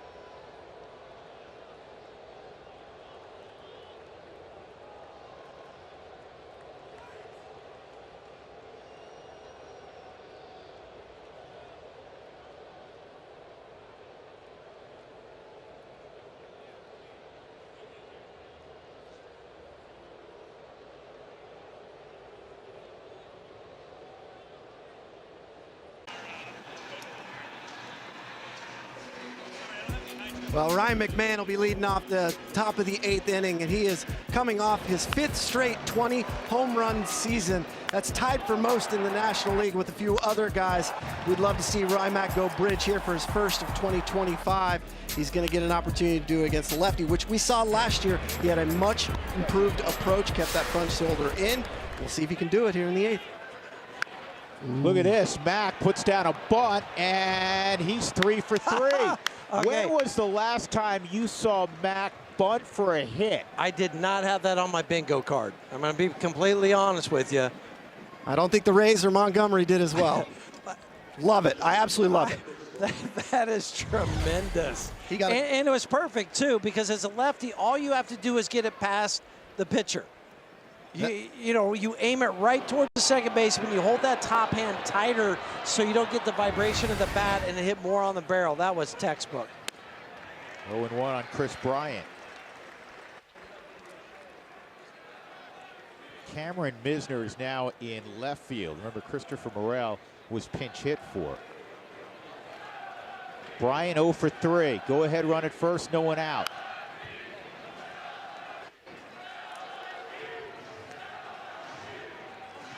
Ryan Pepio went 6 strong innings, gave up 2 runs, 1 earned. Both guys Struck out 8. Both guys will get no decisions. Yeah, Hunter Biggie, a perfect 7th for Tampa, and now Montgomery. And this ball in the air to right, routine play for Caballero. 1 out, and that'll bring up Michael Tolia from the right side for the first time in 2025. First glance at Montgomery and his numbers as we see Cameron Misner in left field.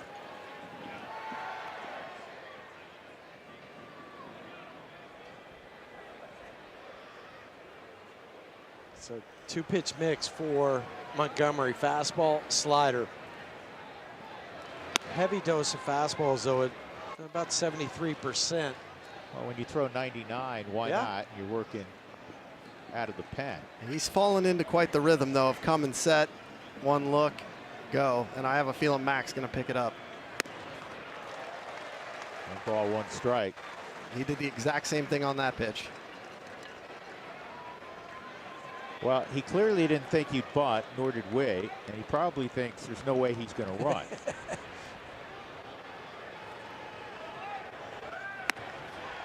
It's been straight gas, 1 and 2. Tampa is one of those teams, starters, relievers, they always seem to have a plethora of great arms. And that is why, since 2008, they have the 3rd best record in all of baseball, behind the Dodgers, of course, and the Yankees. That's it. 2 outs. That was 100. Yeah, for Montgomery, he was a 6th round pick out of Texas Tech in 2021. So quick riser through the minor leagues. And last year, 25 days of service time. You know, Hunter will be sitting dead red, obviously. He has a couple of hits, single and a double. And naturally, he got something spinning. That's the way it goes.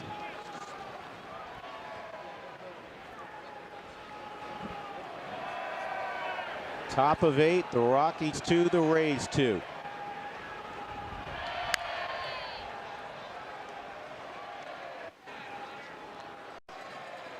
You know, it's a big leg kick for Hunter, but throughout his minor league career and at times in his big league career, we've seen him catch up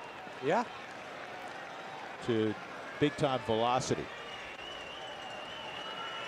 That was a good one. He stayed back. Talking about leg kick, but he got that foot down, and he stayed back enough on that slider.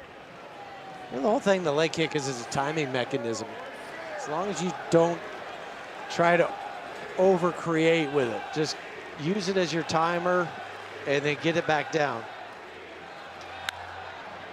Center field, fairly well hit, but playable out there for DeLuca.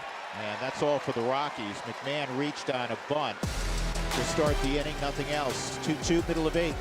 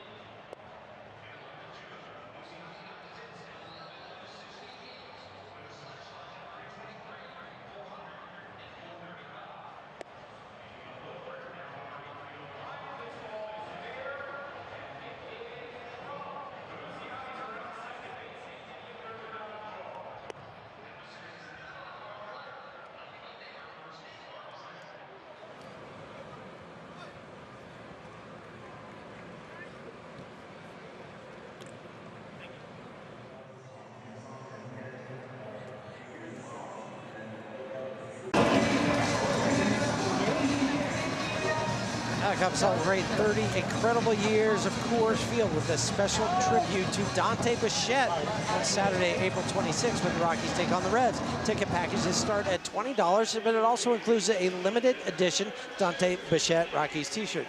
Visit Rockies.com/anniversary to purchase. So here we go, bottom of the 8th inning. Victor Vodnik, who did some closing for the Rockies last year, is going to handle the 8th inning. His rookie campaign gotten 64 games. I think you know his repertoire. It's a high-octane fastball, and he's got the sticky part of the order. Yandy Diaz, ball 1. Diaz, Brandon Lau, and Junior Caminero. 2, 3, and 4 in the Rays lineup. Diaz 1 for 3. That misses outside, 2-0. Last year, the Rockies, they averaged out of their bullpen 94.3 miles an hour.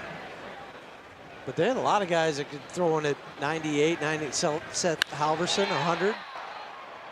Right at Brenton Doyle on the 2-0 pitch, 1 out. I do think that sun is starting to become maybe an issue for center and right field. I'll tell you what the next issue is, and that is the guy coming up as you look at the heat coming out of the Rockies' pen, and it's going to be more of the same this year. This guy at the plate is super dangerous. His issue in his career, as you guys know, has been staying healthy.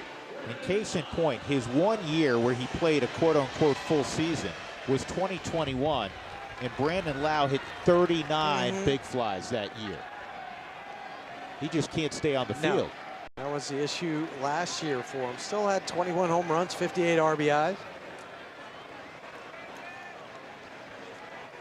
Got to be careful here. 2-2 ball game. I love it. Change speeds. Well, 0-1. And not only changing the speeds, but the location of that off speed. The only other guy that's hit more home runs as far as fewest home runs per at bat would be Carlos Pena. In Rays of MLB. history. Yes.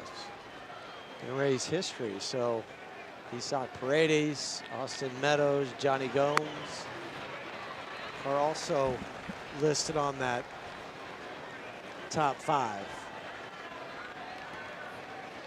Kind of interesting who's not in the top 5. Evan Longoria, who hit more home runs than any Ray. On the ground to first. Routine play for Michael Toglia.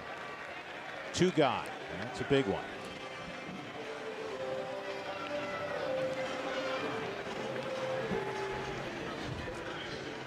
So Junior Caminero coming up. He was in the middle of the 2-run rally in the 7th to tie it for the Rays. He had a double. And then would score on a base hit by Caballero.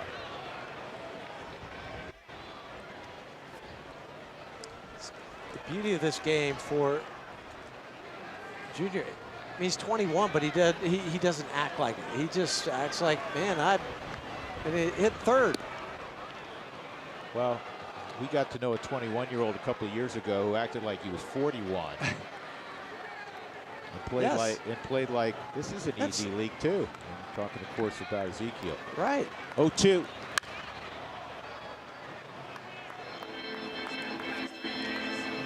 That's what's fun to watch it from just an overhead view of watching these young players and how they handle themselves and what they do and the joy with which they play the game.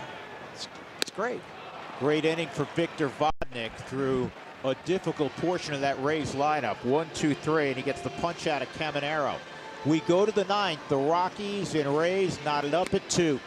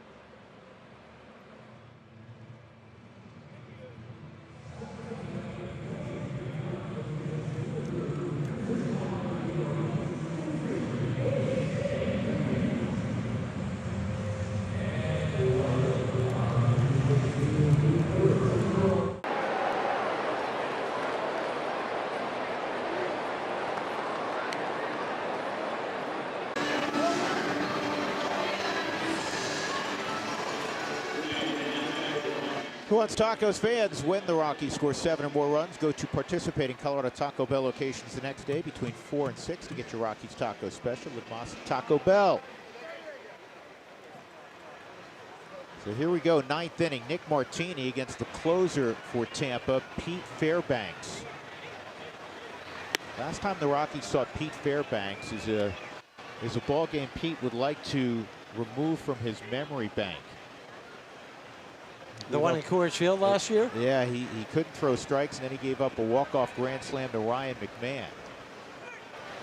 He complained after the ball game that the balls were too slick. That was a break, I think, for Nick Martini. Looked like he may have gone around, called a no swing at third by Nate Tomlinson, 2-0. I'm right here, 8 feet from Nate. I don't think he went either. Good. You guys were both right. Here's the 2-0. 3-0. But it was an odd performance. Oh, yeah, year, yeah. really. He could not throw a strike. Afterwards, he was saying, hey, couldn't feel the ball. It was too slick. It was like a cue ball. And then didn't pitch, if I recall, in the next couple ball games in Denver. Former Mizzou product. Touches the zone there. 3-1. Kyle Farmer on deck. Bottom of the Rockies opening day lineup. Martini, Farmer, Jordan Beck. May have helped them out there on the 3-1. It's easy to make a decision from up here when guys throwing 97, Right, 98. and with shadows, as we've been talking about. Now, the shadows encompass most of the infield, except for where it gets to the grass on the right side. Few slivers right in front of the pitcher's mound.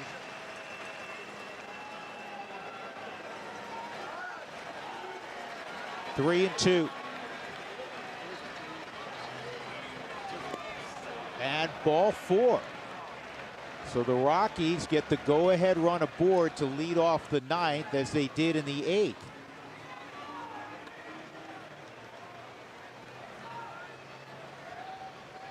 We're going to get a pinch runner now for... Probably Moniak, I would think. Yep. Mickey Moniak, who the Rockies literally just picked up in the last 36 hours. The former first overall pick of the Philadelphia Phillies in 2016, with the Angels the last couple of years, was released just 2 days ago, and the Rockies picked him up and designated Sam Hilliard for assignment.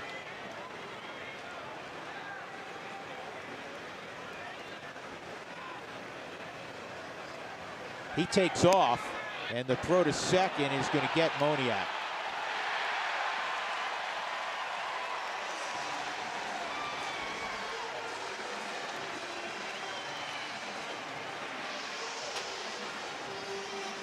Took a perfect throw from Danny Jansen, who's caught a couple Rockies today.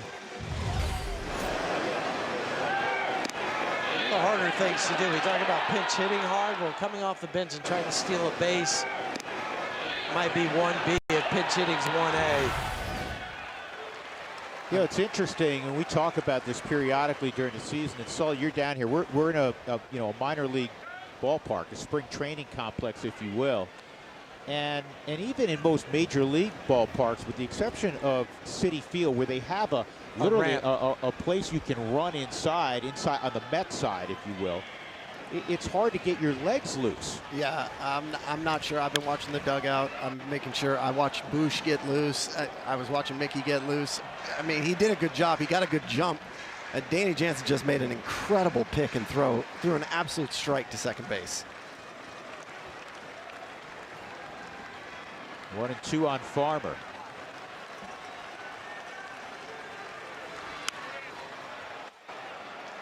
Shallow right, digging hard is Caballero, and the wind took that all the way into foul territory. First, you're thinking maybe a bloop single. I want to go back to that caught stealing of Moniak.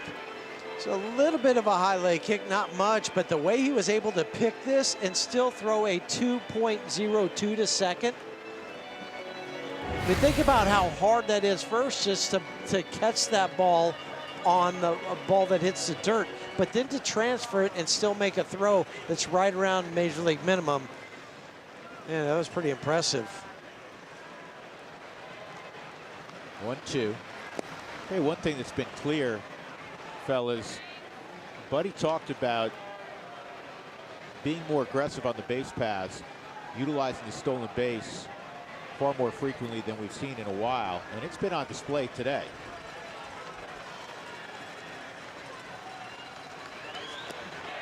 Farmer goes down, 2 outs. And if you're going to run, as you pointed out, Jeff, sometimes you're going to run, you're not going to be successful, but at least you're trying. And fans, the favorite ballpark season pass is back for just $199. You can get access to Rockies home games, including series against the Dodgers, Mets, Cubs, and all 3 fireworks nights. Don't miss out. Visit Rockies.com/ballparkpass to secure your tickets today. Jordan Beck 0 for 3.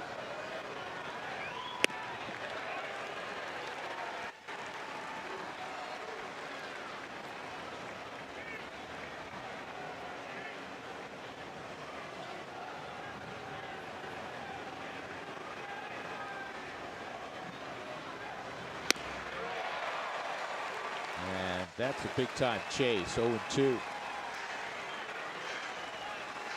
That's a case where you're just, I'm in swing mode. As Seth Halverson waits to come pitch the bottom of the 9th.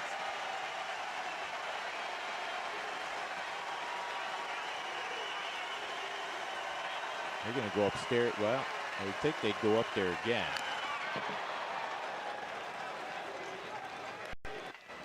I think they were, but even with no one on base, that was kind of a deke by Jansen. Yes, but what I'm saying, I think they wanted that one above the strike zone. Yeah.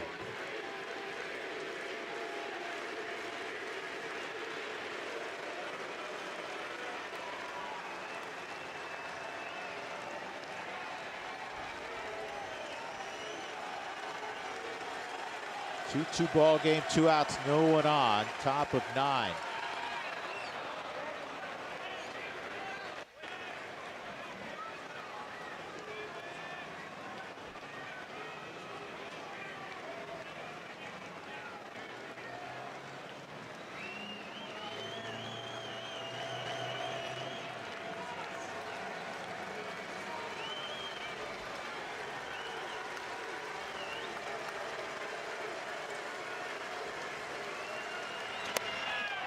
Beck gets even now, 2-2.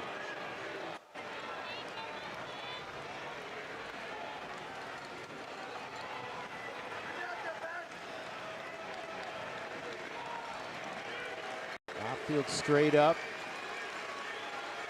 Here's the 2-2. Good job of laying off that high one.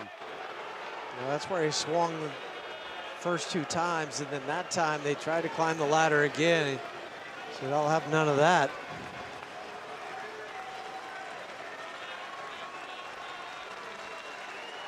Three-2 to Beck. Ball 4. What an at-bat. What an at-bat from Jordan to get on base after being down in the ditch 0-2. I thought he did a really good job controlling his heartbeat. You could just tell how quiet he was the last 2 pitches, right? Yeah. So the 23-year-old who can run as well to first, Brenton Doyle. 0 for 4 today for Brenton as the lineup flips.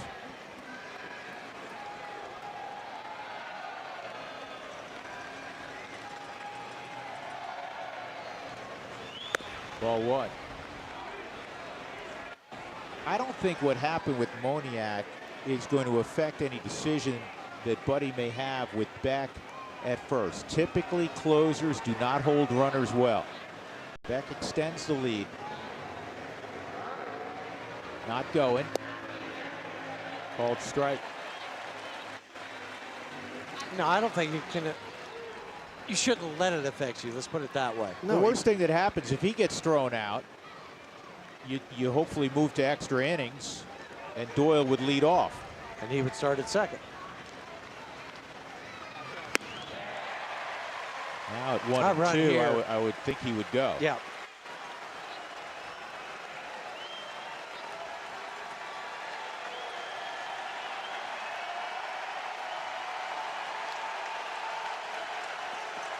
Sellout crowd, more than 11,000 standing. He takes off, throw to second, not going to get him. So Beck is in scoring position. That's the second bag for Jordan this afternoon.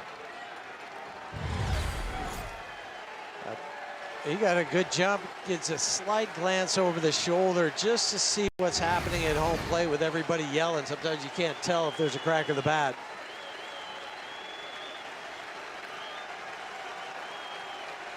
2-2 on Doyle.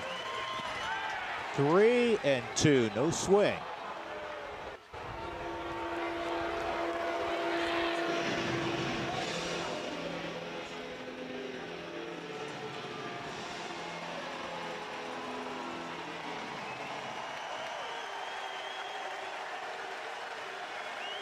So here we go, 3-2 with 2 outs on Doyle. And he bounces this in the direction of Corey Sullivan. A little shallow of me. We got Peter and Andy Stover, the 2 Rockies trainers, dive though. Fastball, then it was slider, slider, fastball, 2 more sliders.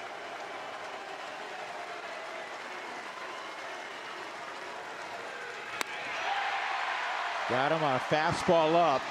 So the Rockies leave Beck at second. And now they'll try to push this game to extra innings with Seth Halverson in the bottom of the 9th.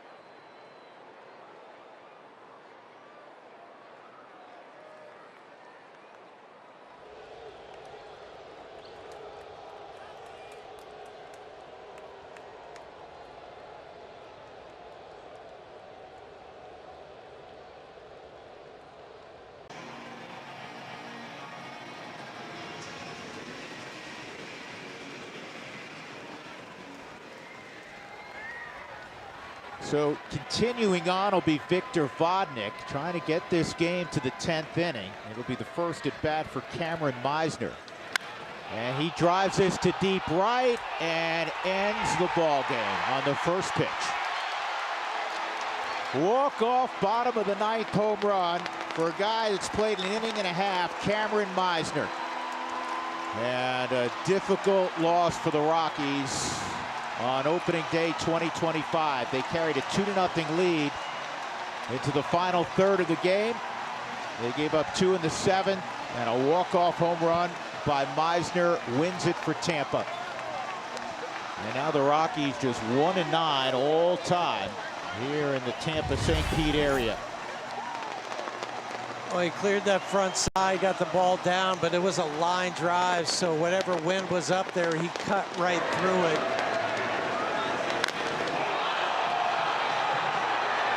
This is a tough one today, the way Kyle Freeland pitched. It's a real difficult one, without question. And I know Buddy's going to get that question when he gets inside about perhaps continuing on one more inning with Kyle. 3-2 final, Rays winning.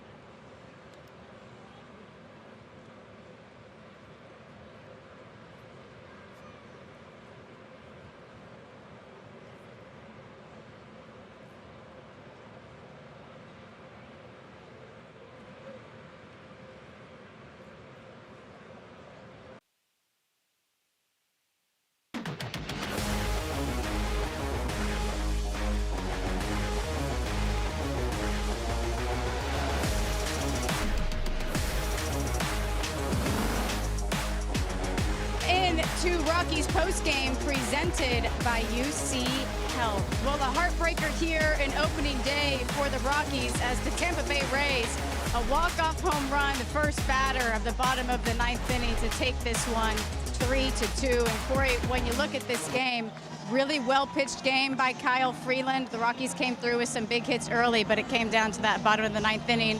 And the Rays fans here at this game at Steinbrenner Field got a win to remember. Yeah, they did. And as you can tell, the wind's blowing this way. It's blowing Kelsey's hair here. I did not think anybody was going to be able to hit a ball out of the ballpark. It was going to take a 2-iron with a low launch angle. Meisner did that there in the 9th.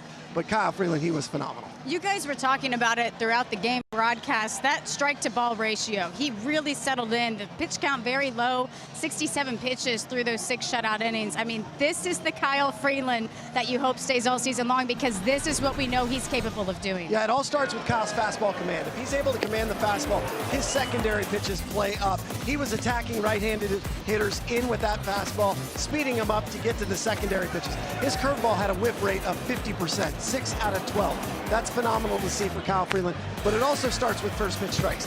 15 of 20, that's a 75% first pitch strike rate. That's what you want to see. If Kyle was looking to show that last year's first start meant absolutely nothing to him, he did a phenomenal job. He set the tone. He gave the offense a chance to get him a W. Well, let's dive a little bit deeper into what we actually saw from Kyle Freeland today when it comes to the pitch usage. What about that arsenal that we saw that you liked the most? Well, I think you have to talk about his fastball. That's the pitch that he works most off of. That's the 19 that you see first. Everything after that is just kind of set up by that pitch. The knuckle curve, I mentioned the fact that he got a 50% whiff rate on that. Cutter's working hard in on those righties, working away from the lefties, forcing fastball. He's going to use that up out of the strike zone.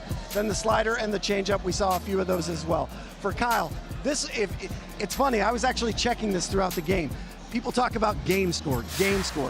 To me, that's the highest game score you can have. When you are that good and that efficient with your pitches, that's what you want to see because your defense loves you. They're going to make plays behind you.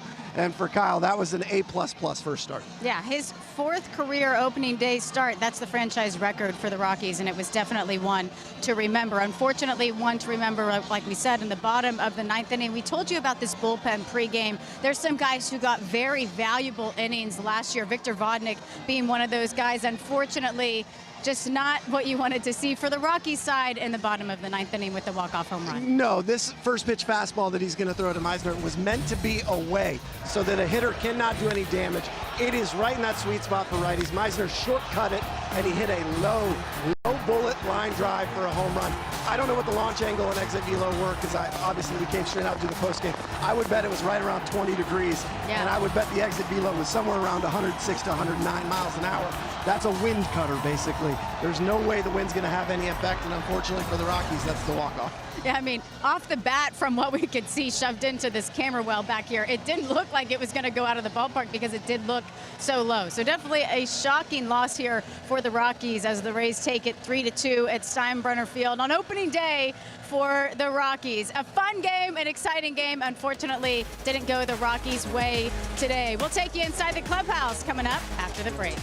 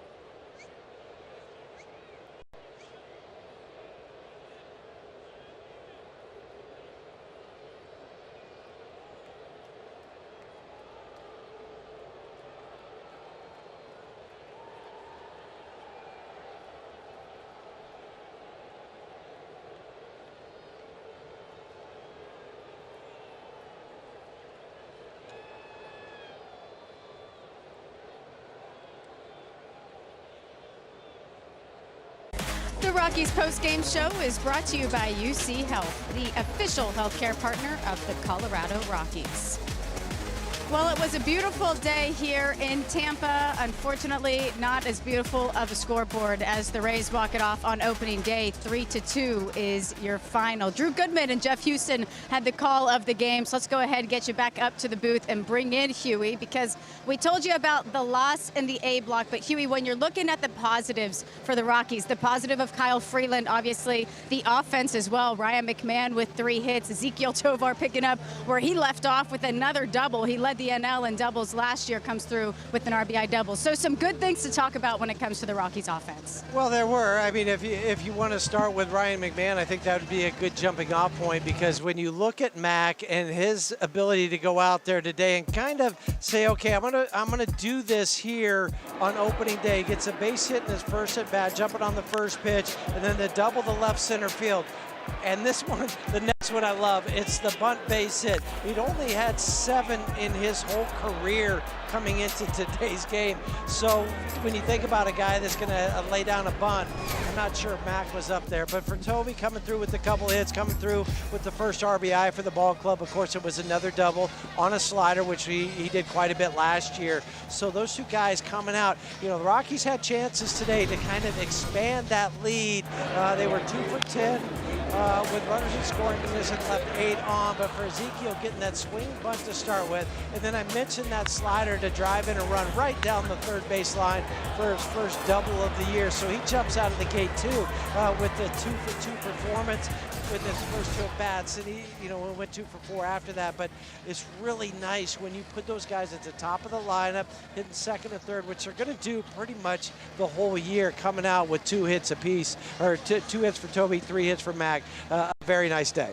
Yeah, Tovar had those 45 doubles last season. I mentioned that led the NL. It was second in Major League Baseball, so it was great to see him in game 1 of 162 come through with another double to pick that up right where he left off last season. But, Jeff, something else that we saw today was some aggressive running on the base pass. That's exciting. The Rockies have some athletic ability. They have that speed on the bases. They were starting to develop that towards the end of last year, but this is going to be fun to watch this season. Well, and they're going to need to do it. You got to find more ways to manufacture runs, and you talk about it so much going into spring training. You talk about it going into camp. Jordan Beck today, who had 7 stolen bases on the year last year, comes through with two today. Yeah, I know they were caught a couple times, but you have to kind of push the envelope when you're looking to score runs. And I think more importantly, when you're looking to score runs out on the road, sometimes you're going to get thrown out. It's just part of that whole process that you have to do. But I like being aggressive, because then it puts it in the mind of the defense, the opposing team.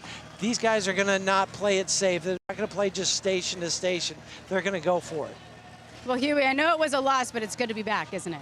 It really is. I mean, good to be together as a group again. We talk so much in the offseason. We go through spring training, and, it was different today. I'm not going to, sugarcoat it at all. It was different coming to this ballpark, but the energy, it's still a great ballpark. We had a flyover, the whole 9 yards, and you're still in the big leagues. So I think what they did with the best of a bad situation, I think they really nailed it here. Well, happy opening day, my friend. Hopefully we'll see a Rockies win tomorrow. 3-2 is your final as we take a look at the UC Health scoreboard. The Rays take this one, but hey, still 161 games left. We'll hear from Bud Black coming up after the break.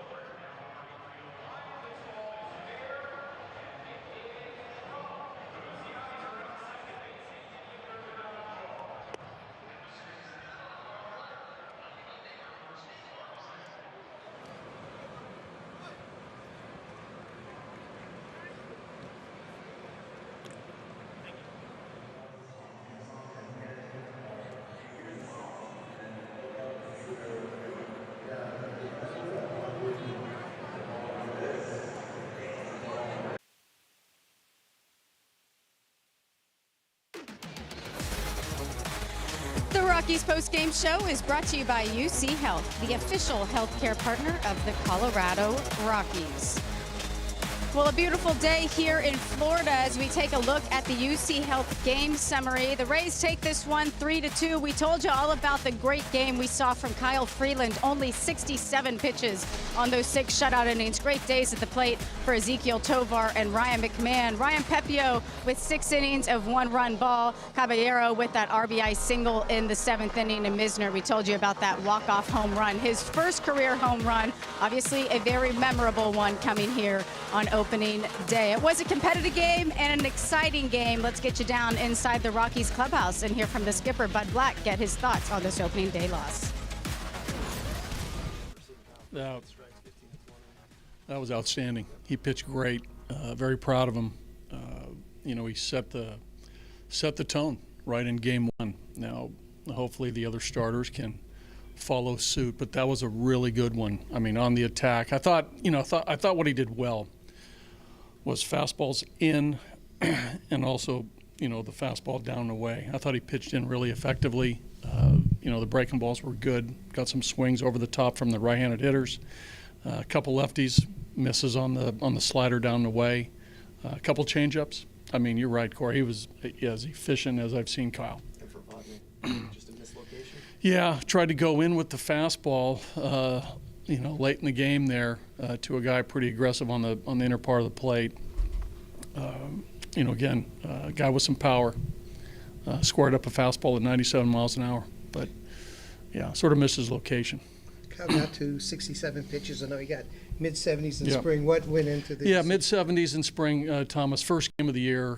First time he went 6 innings this season. It's a long year.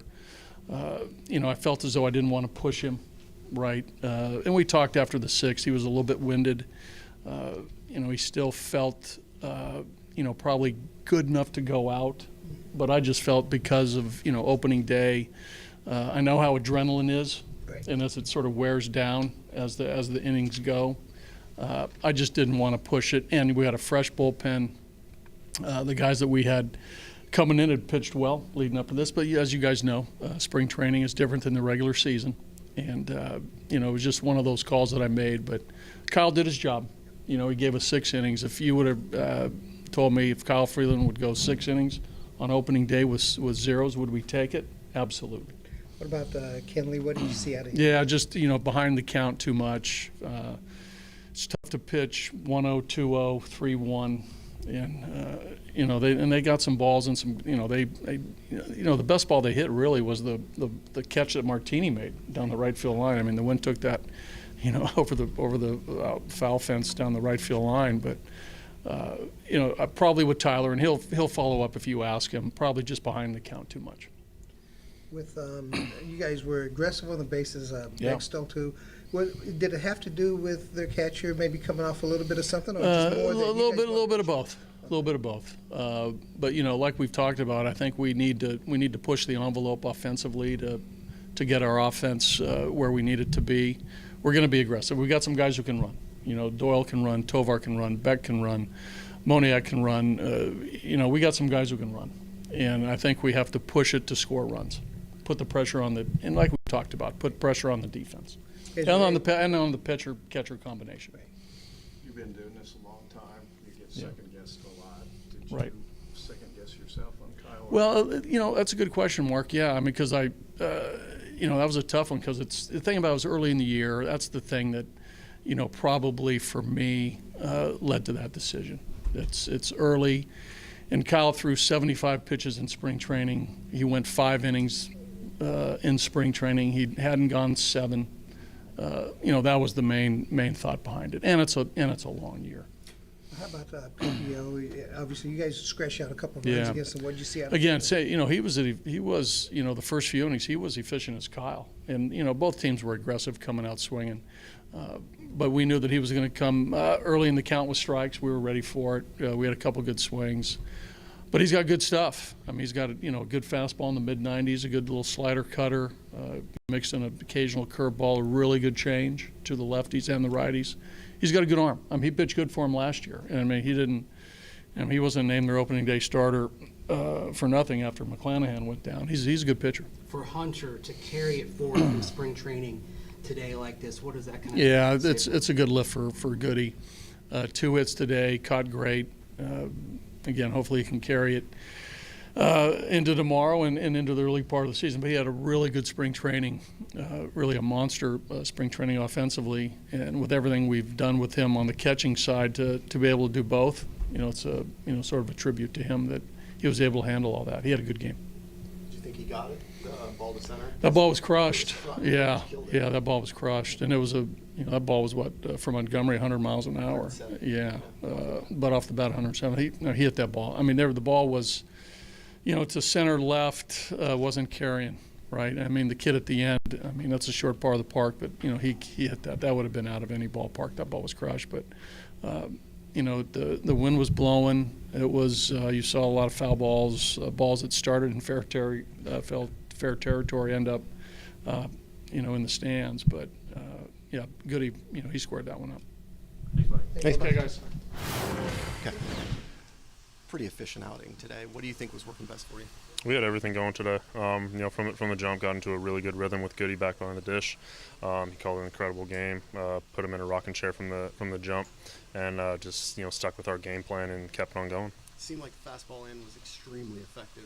Maybe a little cutter in as well, mixing in the changeup curveball away. Absolutely. Like I said, that rocking chair effect, up and in, down and away, is always very effective. And when you can be loading up the zone with strikes, it gets them on their heels and allows you to attack and execute and get quick outs. Your pace was really good today, as you said, on the same page. You have to shake them off much at all? Or it seemed like it was really smooth. I think I only shook Goody twice today, which is a great sign. That means that me and him are on the same page as battery mates, and we're thinking the same things. What was the conversation like with Buddy after the 6th? It was just one of those conversations. It was only the second time that I touched the 6th inning this year.